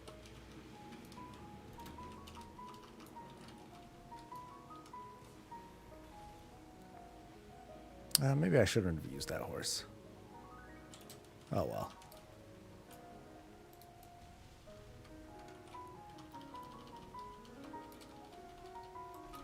What? God, I hate that. This move is stupid. This is the lamest.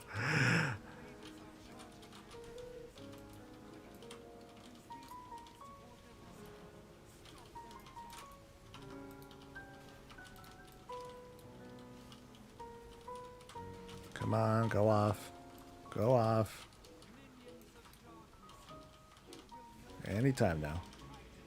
There we go. Okay, so now I just need to find...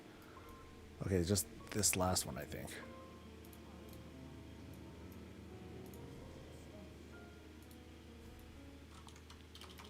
Boom. Wait. I can't hurt him. Oh, it's because of the thing. Right.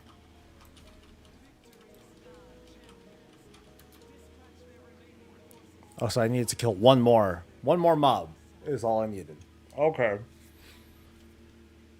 All right. It's kind of doable. It's still cutting it pretty close though, man.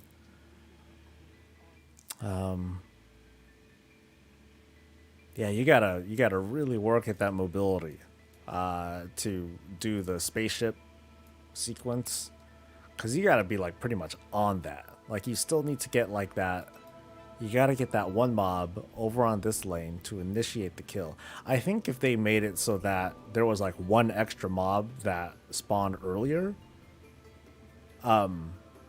like,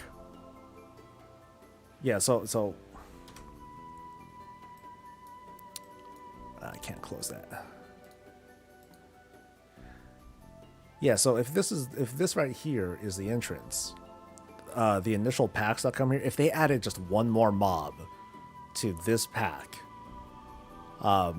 then we wouldn't need that one extra one that goes down from this lane here. And we'd be able to like initiate the life force thing right away. And then we could just kind of get to work with doing that stuff. Because yeah, the movement from having to go for this extra mob here, that fucks up like a good couple of seconds, and that can make the difference depending on like your class.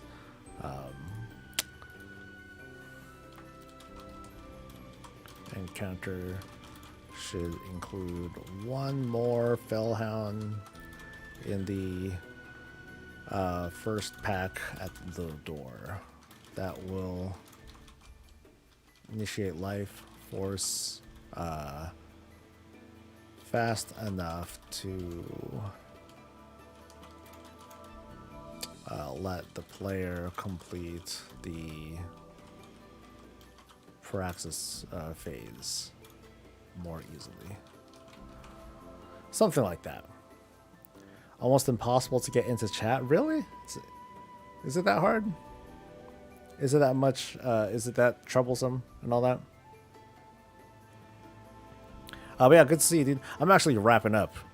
I'm a little bit into my overtime, and I need to get to writing the weekly. There's gonna be a lot to talk about. I think there might be some pretty exciting shit that's gonna go on in the future for WoW, and I'll be happy to write about it and talk about it in the weekly tomorrow. Could be fun. For now, though, I want to thank everyone for joining me for this one. It was a fun talk. I'm glad that people stuck around for as long as they did to just kind of stick around for it. I hope to try and improve the stream game in the future. I'll be talking about that at some point. Probably not on the weekly, but I'll just be talking about it and discussing with folks like, you know, what can we do a little bit better, and, you know, try to work on my own self-improvement. But for now, again, thank you guys for coming and joining me. You guys have a good rest of your day, and I'll see you tomorrow for the weekly. Until then, though, stay safe, stay healthy, and stay breezy. Bye-bye.